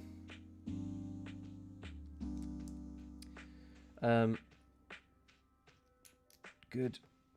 I think I really like, I guess probably, oh wait, so hang on, I've got some wrong pieces here. Not, I haven't put any wrong pieces on, but like these ones have studs on the underside and I want ones that don't. So back to the old pile. There we go, there's one and there is two. And they are going to go, where are they going to go? Haven't I built what you asked? Oh, you want me to do this twice? Well, why didn't you say so? Oh, you did. Oh, you actually were very clear. Okay, yeah, put that on there. Yeah, I will watch WandaVision. Sure. I saw that come up in the chat. Yeah, I'll definitely watch one. I mean, at the moment, I'll watch anything. Anything. But yeah, I'll watch WandaVision. I really, really like Scarlet Witch, and I really, really can't get excited about Vision.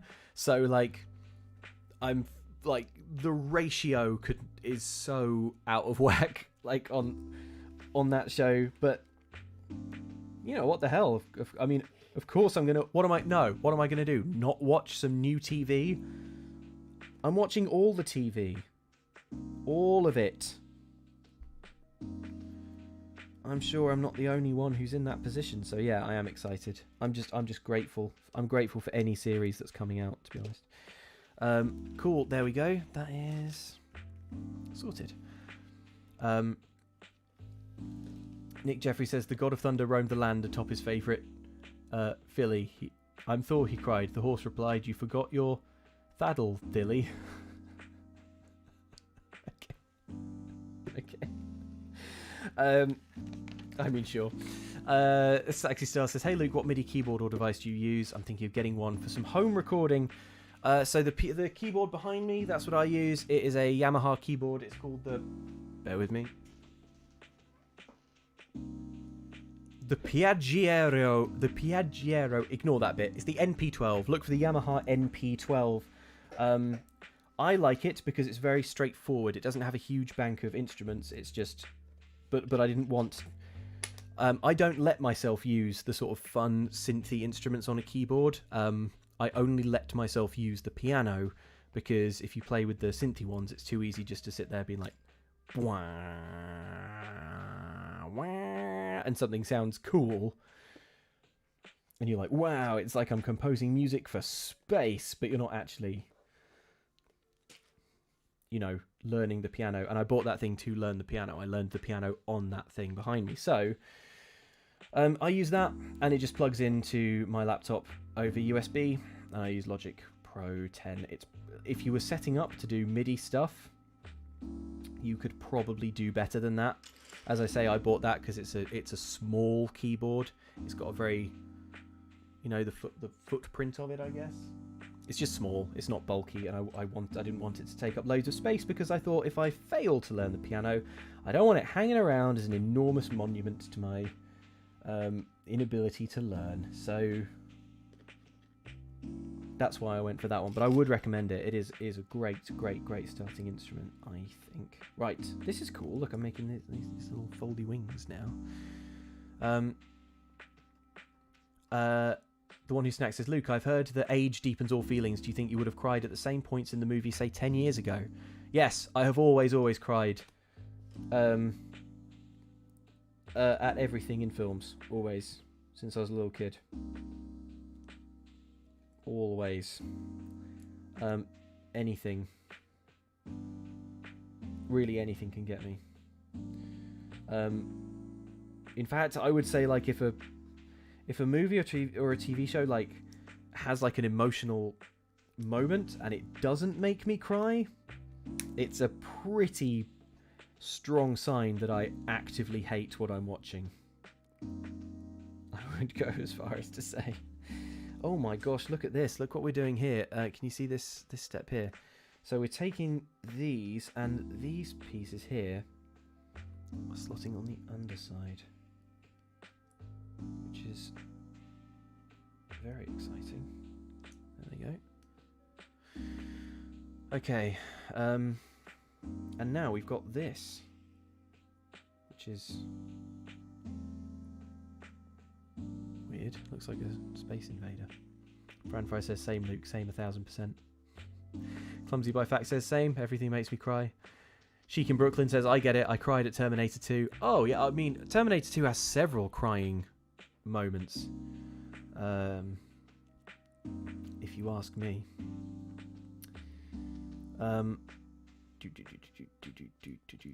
Right. Brian Donegan says, I'm pretty sure I can cry at every Ghibli movie, no questions asked. Yeah, man, they really hit you, don't they? Some of them. Right, I need one three piece. I've slightly let the building momentum slip, getting distracted talking about MIDI things and Marvel things. So let's pick it up. We're gonna just pop that in there, and this one in there, and well, it's not moving anymore. We've now sort of cemented this thing in place. Ashar Otto says, am I weird for not actually crying during a movie? No, of course not. Of course not. I don't really think it reflects how emotionally engaged you actually are with the film. I think it's just, I don't know, it's just random, I think. Right, now this is going here, underneath the rear end. I think this is going to be a support for the tail, if I had to guess, and I don't know how to attach it. Go here? I think it goes just here. Ooh. Okay. Yeah. Right. Let's tilt this up at this point because we are getting like some more. There we go. That's where that's gone on. Underneath there. Good.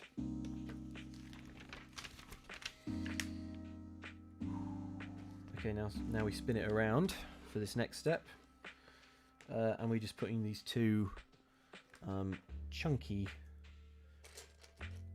pieces here. Oh no, they're quite small actually. There's one. Is that them? I don't think that's the right one. I think we were looking for something of a slightly different scale to go here. But where? But where? But where? There, this is it. This is a slightly bigger one. One of those, but I need two. Help me look. That's what you're looking for.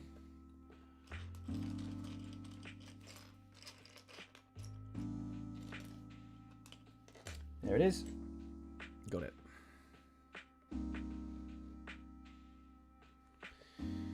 Cool. Okay. Now that goes on here. And similarly, over on this side, this one goes on here.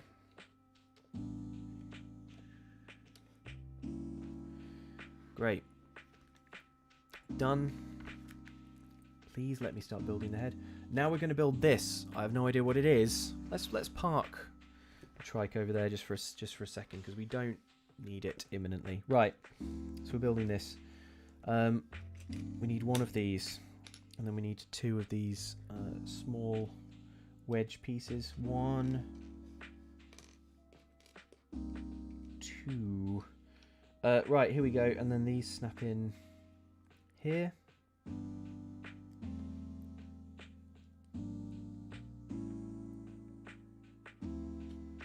Good. Now 2 of these. That's 1.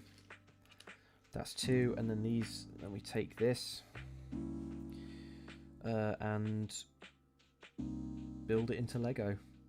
Do that there And then on the other side over here. Lovely. This feels like it could be a jaw, you know. But I'm not sure. I'm not sure. Meth Borton says, what film would you say made you cry the most? I'm not sure for me, but I know I definitely watched all of Coco through constant weeping. Yeah, Coco I like fully wept. Someone mentioned Lord of the Rings. The chat. I cry at different parts of Lord of the Rings now than I did when I was younger. The bit of Lord of the Rings that always absolutely slays me is right at the end when Aragorn is like, tells the hobbits to stop bowing and is like, you bow to no man. It's always just in the moment. Absolutely destroys me. Gosh, what else? Oh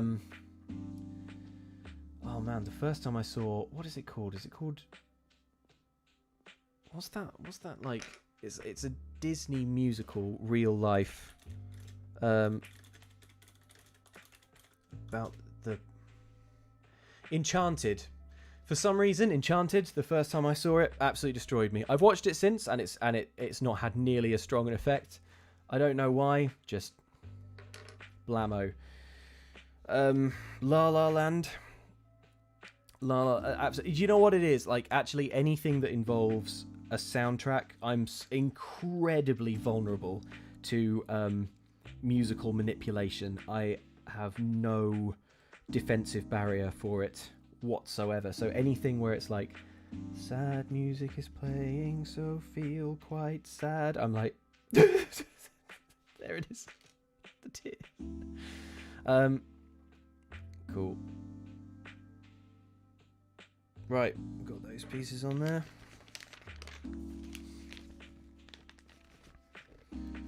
Wall-E made me cry, says Hupper Dupper. Oh, yeah. Big time.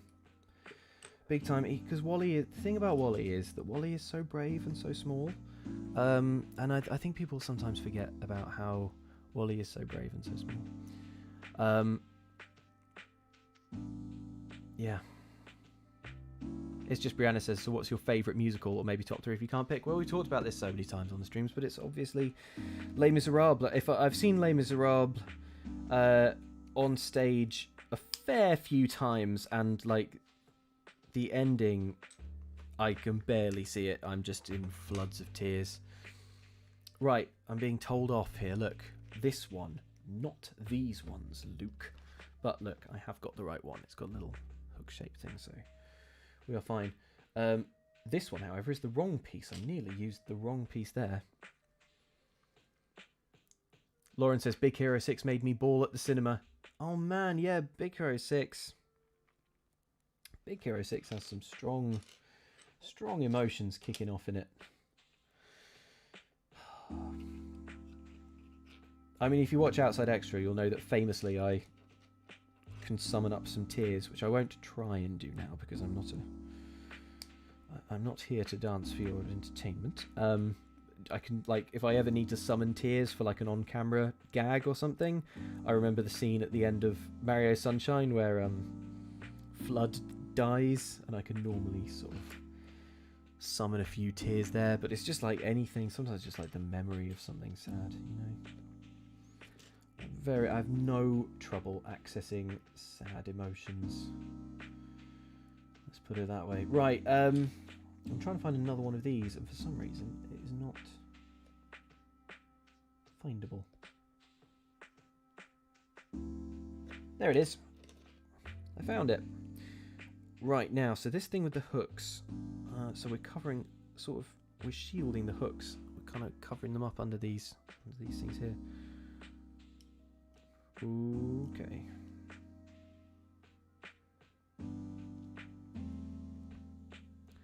Right. There we go.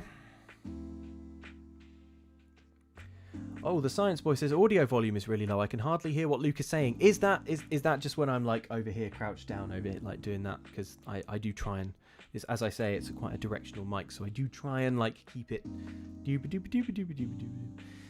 Right. Any video games that make you cry, says Ghost in the Hell. Well, I mean, let's open that up to the chat. A lot of video games make me cry. The Witcher 3, I cried at that. Last of Us 2, Life is Strange, bawled my eyes out. Yeah, I mean, a video game has immense power to be affecting. God of War, I'm sure I cried at that. Right, oh, this is cool. Okay, so now we're clipping some bits together. Okay, here we go. And just clipping on there, like that. So this, I think it is going to be a piece of jaw. So that's just going on here like that. Here we go. Let's try and get the sound, if I can. Oh, it's a bit delicate, this bit, so have to be careful there. All right, I just might straighten that up slightly. Good. That's what we got there. Scott Jacob says, my cry on cue triggers are a mix of Will's dad left scene from Fresh Prince. Oh, God. And the It's Not Your Fault scene from Good Will Hunting. Yes.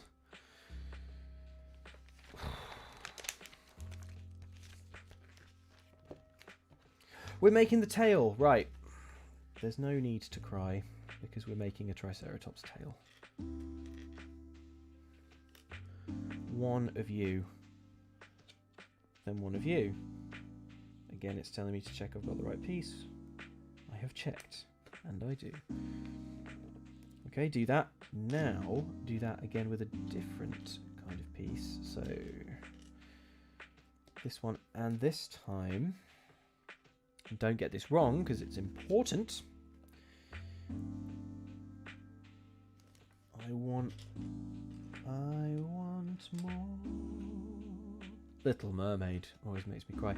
The bits in any Disney princess situation always makes me bawl. The I want song, you know, like that trope, like the song. When they sing the song, it's normally kind of like early doors. Oh, Rasmus NEM says one word, Wilson. When I watched Castaway when I was a kid, I think actually that's probably the first time I remember. I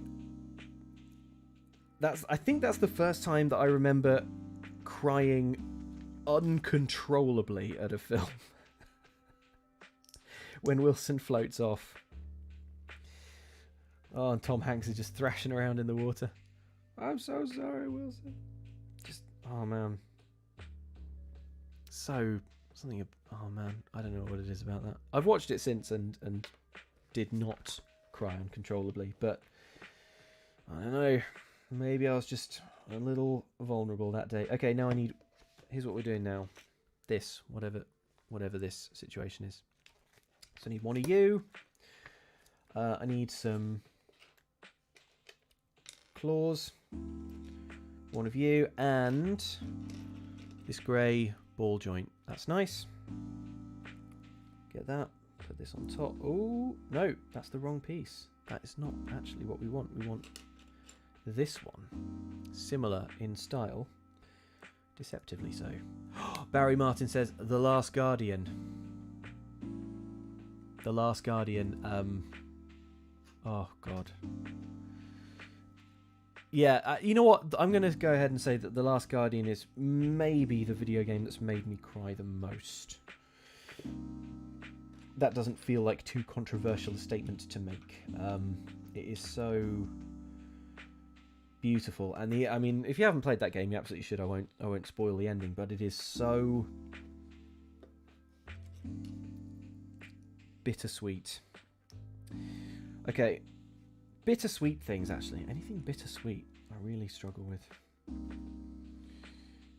Okay, good. And now we put these two pieces that we've made together. Like this. This should be a good click. Ooh, yeah. And actually more good clicks as we move it around. Yeah. Good. Job's a good one. Right. Next. One of you. Pointy bits. Where are your pointy bits? There you are. And one of you. Nice and easy. We can power through this bit. Easy, easy, easy, easy. Easy mode. Give me something hard, Lego. Come on. Good. And that just pops on the end of the tail. Oh, next time we get one of them, we'll pop them on. Cool. Right, next page. Yep, still cracking on with the tail, just making more tail joints. So talk amongst yourselves. I'm just gonna push on with this. Teeth. Oh, look at this interesting shaped piece that I've just come across. Looking forward to deploying that.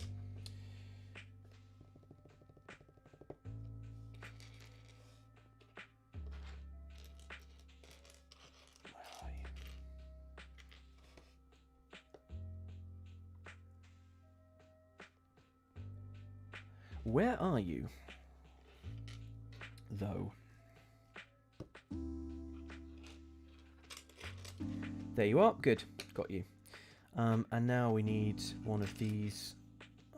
Now we need one of those sort of two-step sloping pieces that does have studs on the underside. Yeah. Folks are talking about bits in Star Wars, I think, that make them cry now. Oh, yeah. Good question. Oh. For me, the bit that makes me cry always is the bit with the Force theme at the bit in episode, oh God, what is it now? Episode 4 in A New Hope, where Luke is like just standing looking at the suns.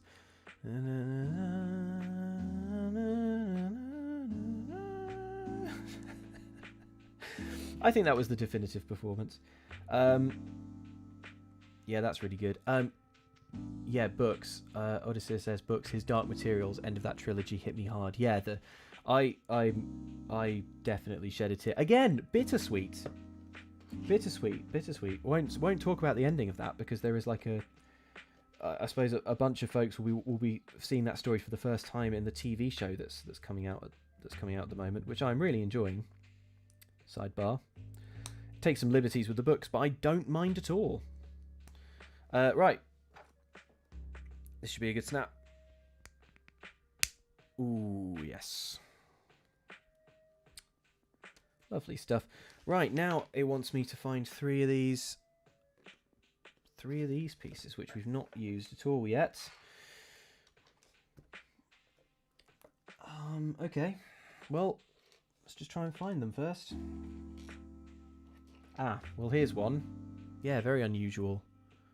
Shape that like a little tooth, almost like a shield. Right, let's find the others. Let's find its two compatriots. There's one. There's two. Got him. Take that one. Now it wants me to find another one of these. I'm in that kind of fiddly stage now where it's like, this is what's left. This is all that's left of the whole set, but it's like, it just slows down because you're like, where is they all look so similar. Deep breath. There it is. There it is. Oh, missed a piece. I want this one with the little grip pincers. Where are you though?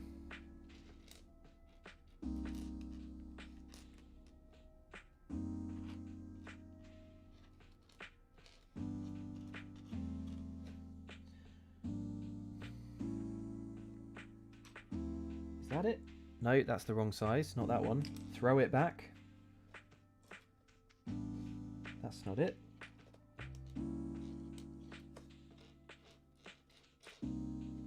Help me look, the chat. You're looking for this piece.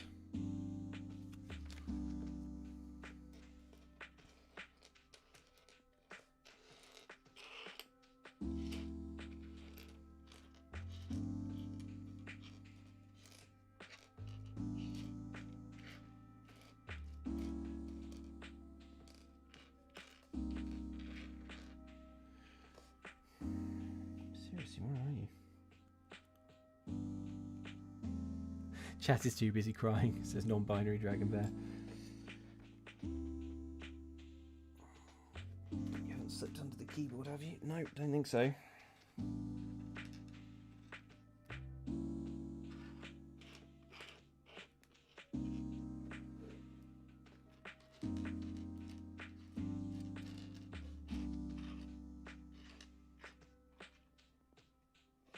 Definitely not that one. No.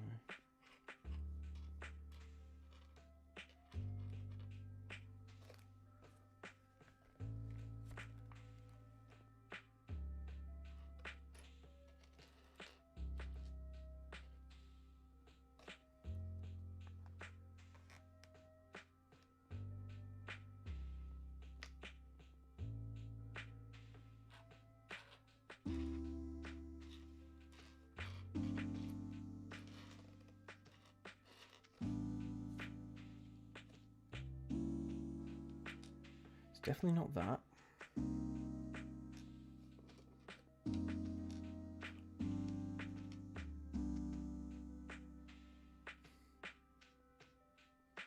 Oh no, everyone's talking about when they showed Van Gogh the gallery in Doctor Who, or someone's mentioning it anyway. Proton vibes. Gosh, yes, I assume that's what we're talking about anyway. That Doctor Who episode. Yep, definitely turned on the waterworks. That one. Right, real talk now. Where even are you?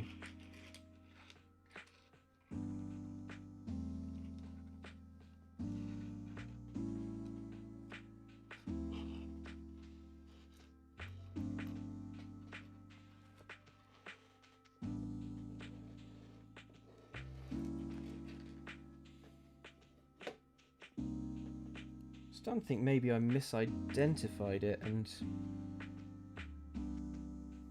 it looks like this. Here's a picture again for you. That's what we look. That's what we're after.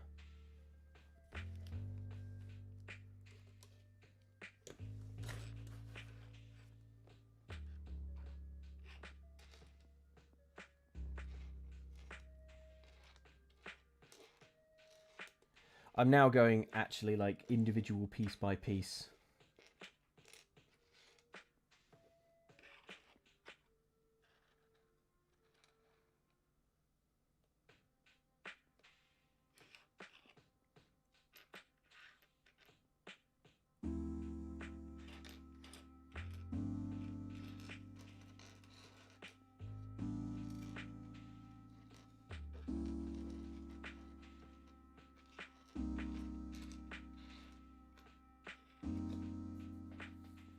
I can't find it. I cannot find it.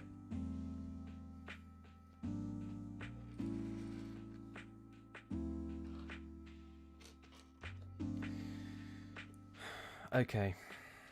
Let's actually wait.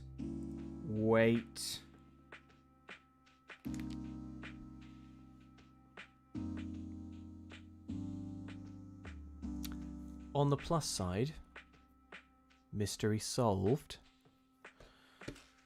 This is the piece I was looking for. Where is it? Well, I found it. It's here. I already built this step. I'm actually on this step. Oh my god. Unbelievable. There it is. That's the piece we couldn't find. Oh gosh. Oh god. Right. On the plus side, there are no missing pieces, which I was a little worried about. Okay, build this 3 times. Okay, well, the chat liked that. Good. 1, 2. Right, last one. Last one I need to find. There we go. Get that piece.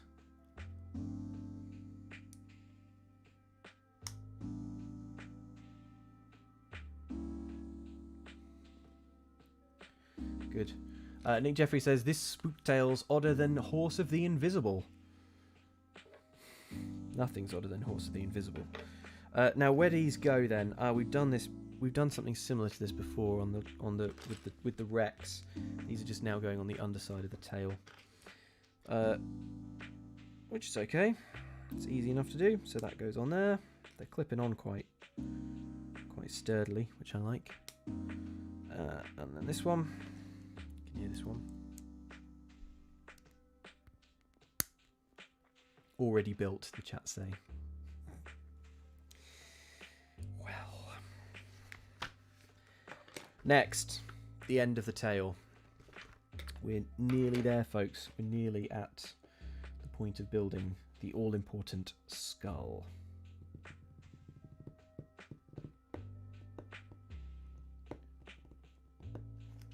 So I want one of these little claw arm bits.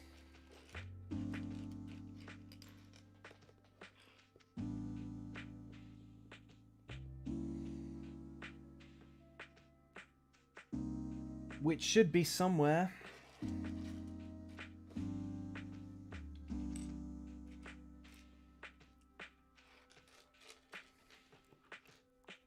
There we go. Let's put that in there. Very good, and that goes on here.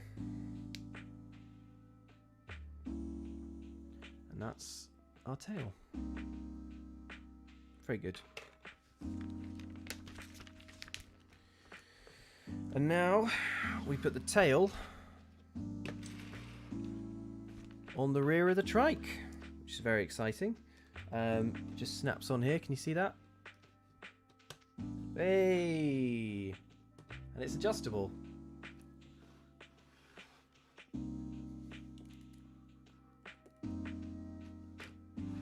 So here's what we've got so far. All that building. But that's what we got out of it.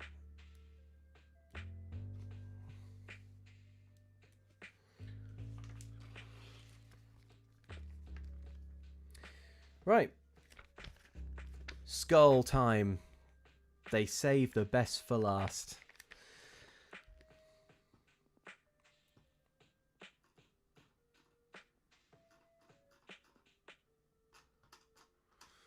Okay, here we go.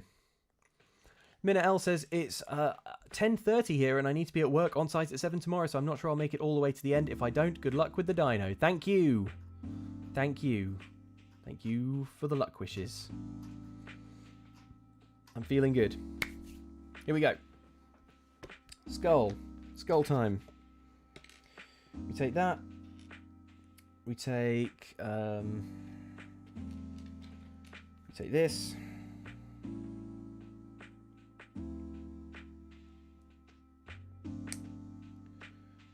Put that on that. Nice.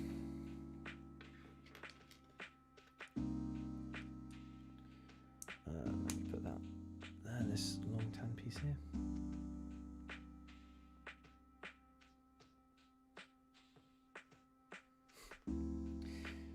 Good, right, and then two of these.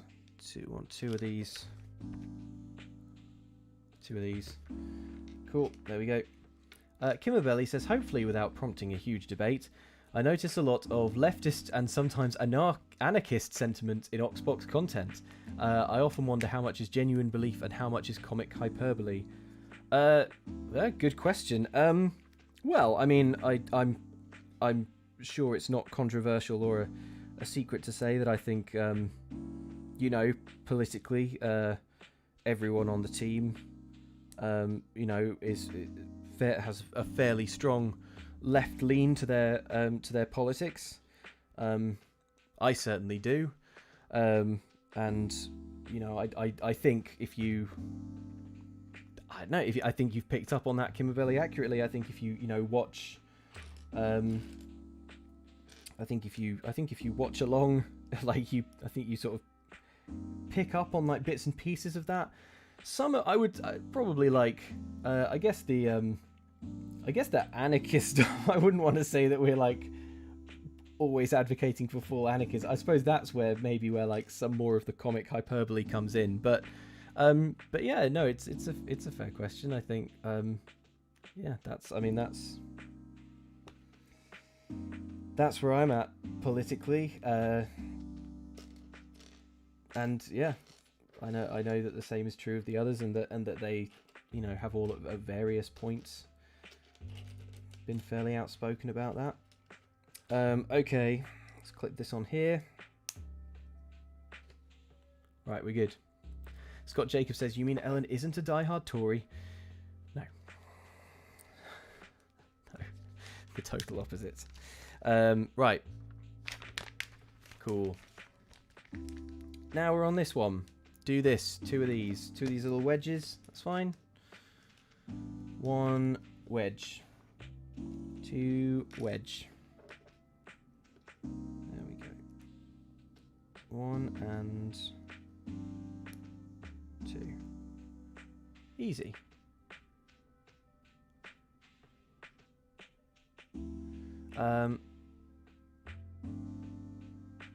Good.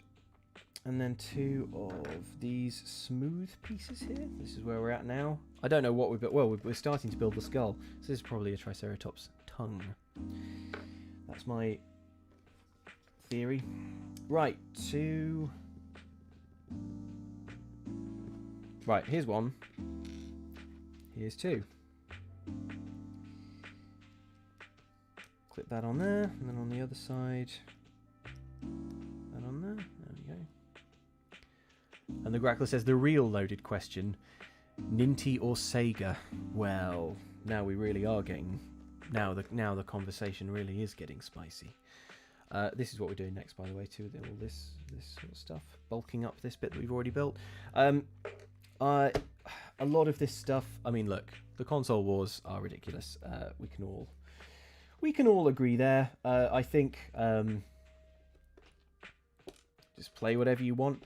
When I was a kid, the thing was, like, I read all of the I read loads and loads of games magazines, and they used to really like amp up the like console war sort of vitriol. Like I used to read, like, among other magazines, I used to read like Official Nintendo magazine in the UK, and they literally used to refer to the PS2 as like the Grey Station poo. Which is like so spectacularly immature, but it's like, but that was the sort of level we were operating at. So, you know, and it's like the reason I bought that magazine was because I already had a Nintendo console, and the reason I got my first Nintendo console was because, like, I was bought a Game Boy actually I got an old Game Boy off of a family friend. So, you know, like, when you're a kid, the way I remember it at least is like you don't have loads of choice over what you are playing. It's just like, it just comes later, doesn't it? That fervor. It's like, well, I guess kids just clearly adore behaving in a tribalistic kind of manner. Right, let's clip that in there. But you know, when I was a diehard Nintendo fan when I was a kid. In retrospect, if I'd have only just sort of saved up a bit of cash, found myself a PlayStation 2, there are a lot of great games that I missed out on needlessly, and I do regret it. I especially regret it now when it's such an important part of my job to have just like good background video game knowledge, and it's like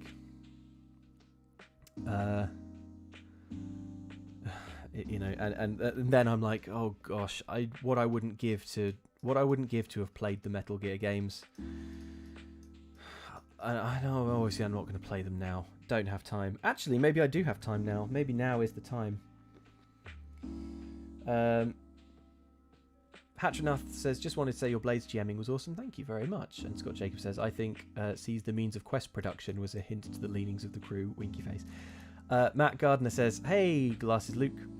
Just sending Canadian dollars after finishing 300 pages of 16th century French letters. My favourite dino is Ankylosaurus because it's cool and can wang. No, I'm not a child. Why do you ask? I love Ankylosaurus. Absolutely incredible dinosaur. The best dinosaurs are the ones that have like an obvious superpower, and boy does Ankylosaurus have a good superpower. Ooh, got a bit of chair stuck to me there. Right, so this goes on here, and then this one goes on the front. This is unusual. I'm not sure what we've got in here. This looks almost like a sort of steering wheel for a dinosaur. Right. The next stage is pretty quick, so let's just power through that. Take this, find the smooth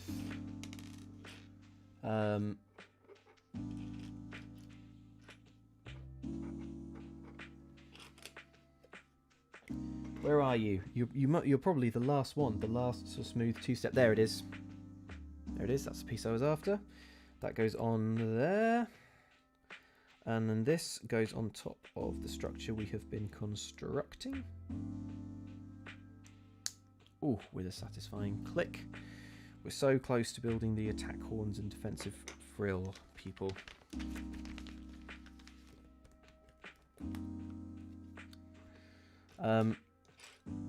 Cool. There we go. 1, 2, 1.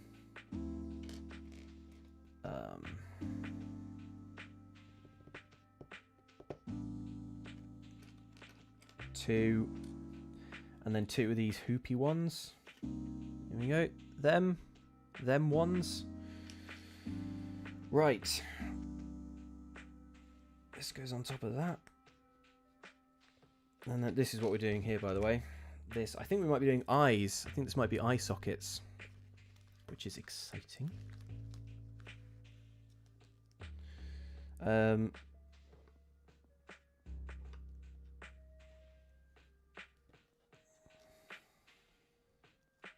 Good. Good. So I'll put you by, and then I take this one and basically do that again.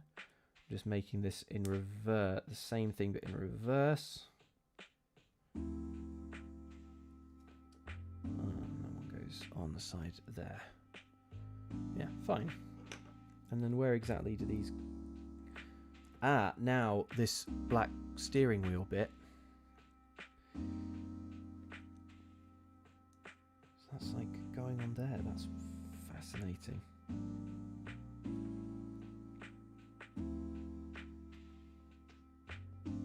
Oh, easy there. And that's what we've... That's cool. That's awesome. That has a real good kind of fossil-y eye look. That's really good.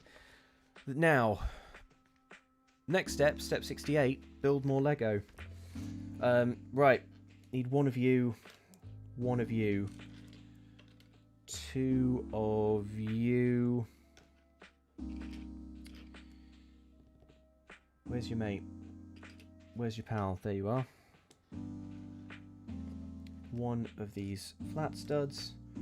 2 of these. No, just 1 of those.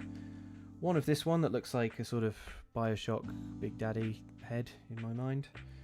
And 1 of this one. This guy here. Oh, what? The chat has... Somehow the chat has moved on to talking about Ocarina of Time. I just looked up and like, wow. Wow, amazing. Thomas M says, I wish it were common for people to have political discussions without hostility towards each other, just for having a different opinion. That's my 2 cents. And Fishmaster says, agreed 1000%. Well, a lot of people agreeing there in the chat. Yeah, but what's this about Ocarina of Time though? I don't exactly. I could just see the phrase Ocarina of Time a lot in the chat. I can't figure out in what context. Right. Okay, take this. We're on the home stretch now, folks. On the home stretch of building this Triceratops. And 1 sick Triceratops. There we go. Click that onto there. That piece did not go willingly. And then you on top.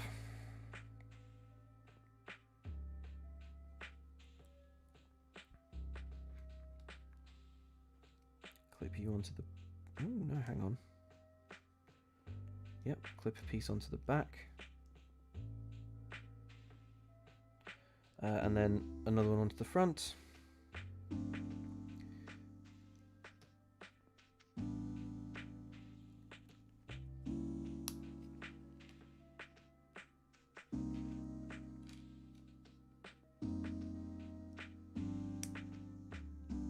Good. This is a very fiddly little structure that I've been putting together here. Looks like a piece of plumbing. Oh, I think it's the nose, which is lovely.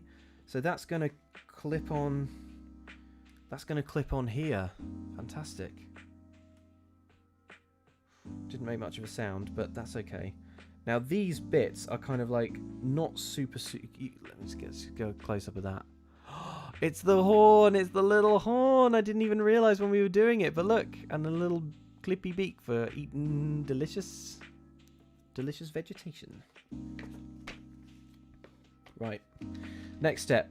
Take one of these. Done. Wow, I'm so good at Lego. Now I do this. 3 of those. 1, 2, 3. Let me take that. 1, 2, 3. And then this one. Good. Wait. Sorry, went the wrong way there.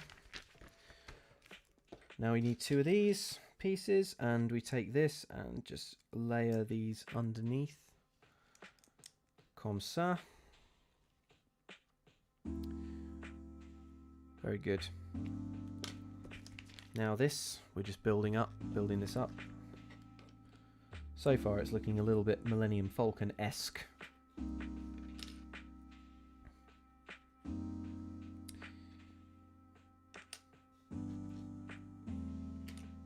And some feet, and these here. I think we might be building the defensive frill here, potentially. Right, now I need to figure out where all of these bits go on. So this one... Wait, this goes on here. Sorry, I'm concentrating a bit here because I'm having to do some complicated lining up. Yeah, look at that. Strong Millennium Falcon vibes at this stage. And that goes on here.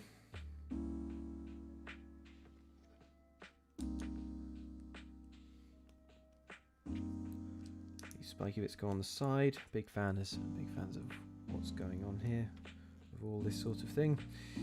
And then these kind of go in this sort of sunken recessed area.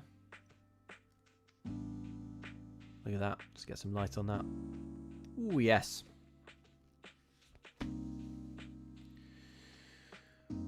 Great. Right.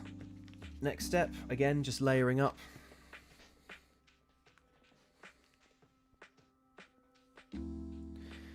Scott Jacobs says, Luke, please start a GoFundMe so we can pitch in for that Lego pirate ship. I'd kick in for the multi-stream event that it would end up being. Dude, thank you for your support, Scott Jacobs. I probably will not do that. If we're going to build the Lego pirate ship, I will. Don't worry, we won't need a GoFundMe. Honestly, the other thing that puts me off it being like a stream thing is just like the fact that it would have to be a multi-stream situation. Like, I'm not certain that I wouldn't get bored halfway through building it. I don't know. I am fickle like that. I do get bored easily. Okay. So now you go on here. Oh, this bit is delicate. This stuff is not like necessarily all as held together as I would necessarily like. So where is that piece? Oh, there it is. Okay, so that goes on there, and then these two. This has got to be the defensive frill that we're building now. Look, no doubt in my mind. Some guy sitting down says a piece rolled under your keyboard. Did it? Oh my god, it did! Wow, thanks for the heads up. Thank you so much, some guy sitting down. Well, let's see if that. Let's see when at what point that proves absolutely essential. Spiky frill bits going on around the edge. Cool.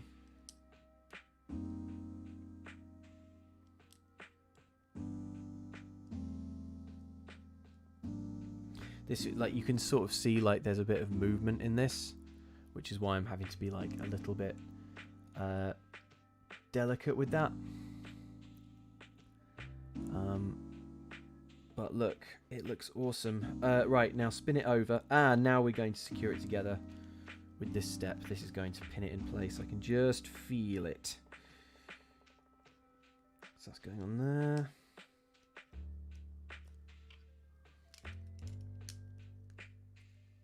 Good.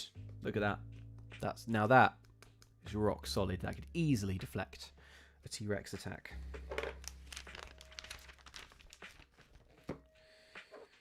Cool. So we've got that. Pop that on there.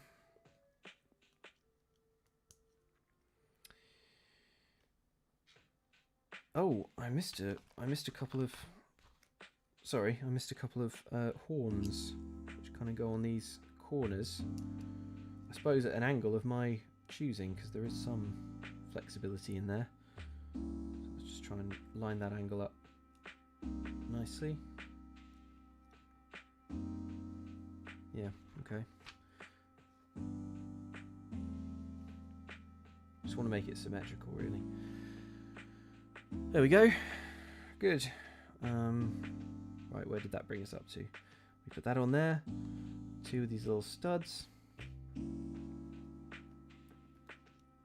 I already did that. I already did that one. So yeah, now these two wedge pieces for the front. I bet this piece that rolled under the keyboard is going to house one of the attack horns. So it is, in fact, it's an essential piece and very, very, very important. Okay, there, that's good. That's looking nice and coming together. And now, for the big moment, we put these 2 pieces together. So this just looks to click in here, like there. Oh yes, there we go. And that can be adjusted. And that is his little face. Delightful. Okay. And now, coming up on the last moments. Attack horns. It was indeed that piece that rolled under the keyboard. It was indeed important. Thank you very much, the chat, for helping me find it. And they are gonna go on here, just above the eye. Oh.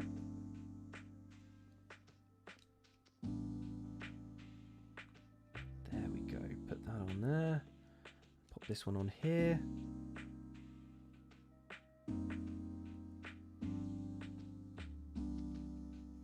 Now we can ever so slightly adjust those, in fact. Look at that. They're sort of pointing a bit close together. Let me spread them out slightly. That's more like it. Yeah! Defensive frill, attack horns, and then just a few more sort of bits of decoration to go over the top. Jackalope503 says this is towards any future Lego tabletop or gaming endeavours, or like lunch for something. I don't know, buddy. It's your cash. Cheers. Much love for the entire OX crew. Thanks, Jackalope503. That's really nice of you.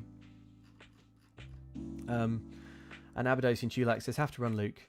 But have a great weekend and have a little something to get you to Voodoo Rangers. Rachel Riley models an orange bottle. Brackets, other drinks are available. Thanks for that BBC style disclaimer.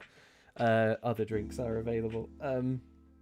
Oh, okay, this is going to be the jaw, this. Thank you very much, Abados and Chulax. That's cool. Right, okay, let's build this using these step by steps. So, take that. Take these. Attach them in the style of Lego.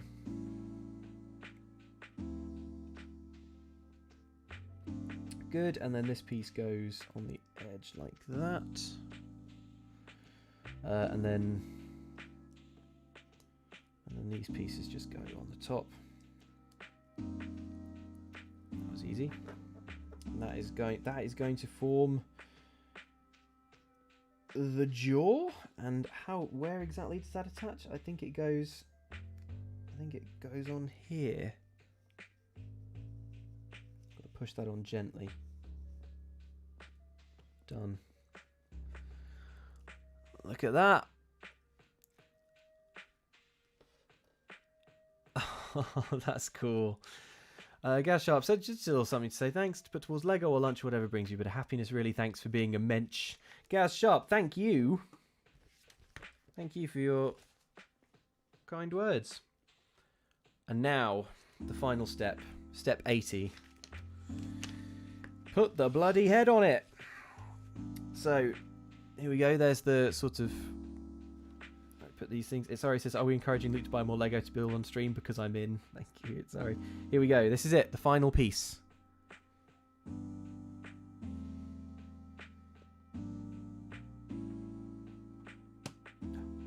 There we go. And with a click,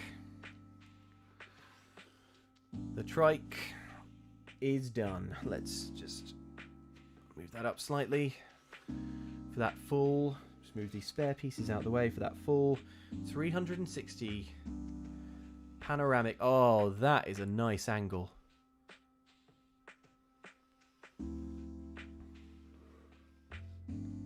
That is lush.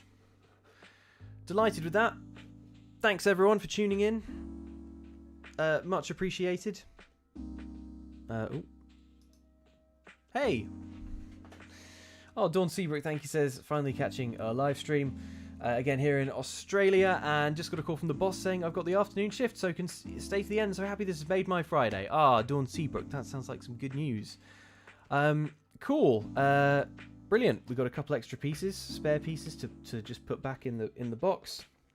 And let me show you another Lego set that I recently came into possession of, which we can build next time if anyone's keen. I don't know when that'll be, by the way. Here it is. Brace yourselves. Look, all I can say is it was on sale. It's Anakin's Pod Racer. It's Lego Star Wars. I was like, what Lego Star Wars is there? And this just popped up. Age 7+, so I think we can handle it. It's the 20th anniversary edition. It's got a teeny tiny Anakin minifigure and a Padme. Now this is pod racing, says the chat completely unanimously. Terrible movie. But I think we can all agree that conceptually there's a lot to like about the pod racer. So there we go. We'll maybe put that together next time. Give it a shake. Cool. Oh look, it's got a little Luke Skywalker. That's not going to focus, is it? I'll tell you where it will focus actually. If I head back down here. Out of the way, Triceratops. Your moment in the sun is over. There you go. Little Luke Skywalker minifigure.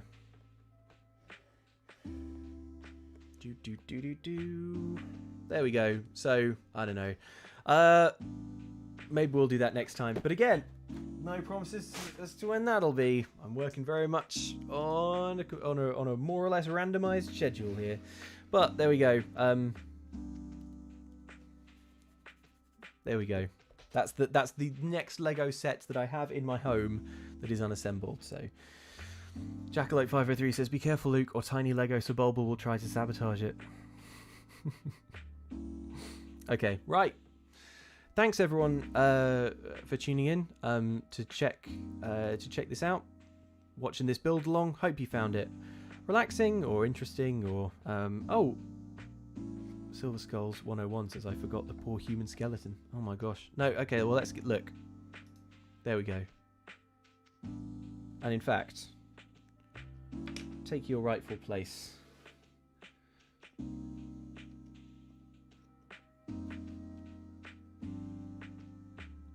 Live my dream, skeleton. Ride that Triceratops. Someone should get to live my dream. Amazing. Wayward Kitten says, thanks for another chill streams. Luke, thanks everyone for tuning in. Thanks everyone in the chat for keeping it civil and for chatting to each other and for, just and for being nice. Nick Green says, maybe name it Triceratops. That's good. Right, that's going to do it from me. Take it easy. Stay safe out there. Look after yourselves and look after each other. I'm going to go to the stream starting page soon, and you will briefly see stream starting soon, and then I will remove that bit of text, and then it will be gone. Thanks, folks. Take it easy. That's it from me. Bye.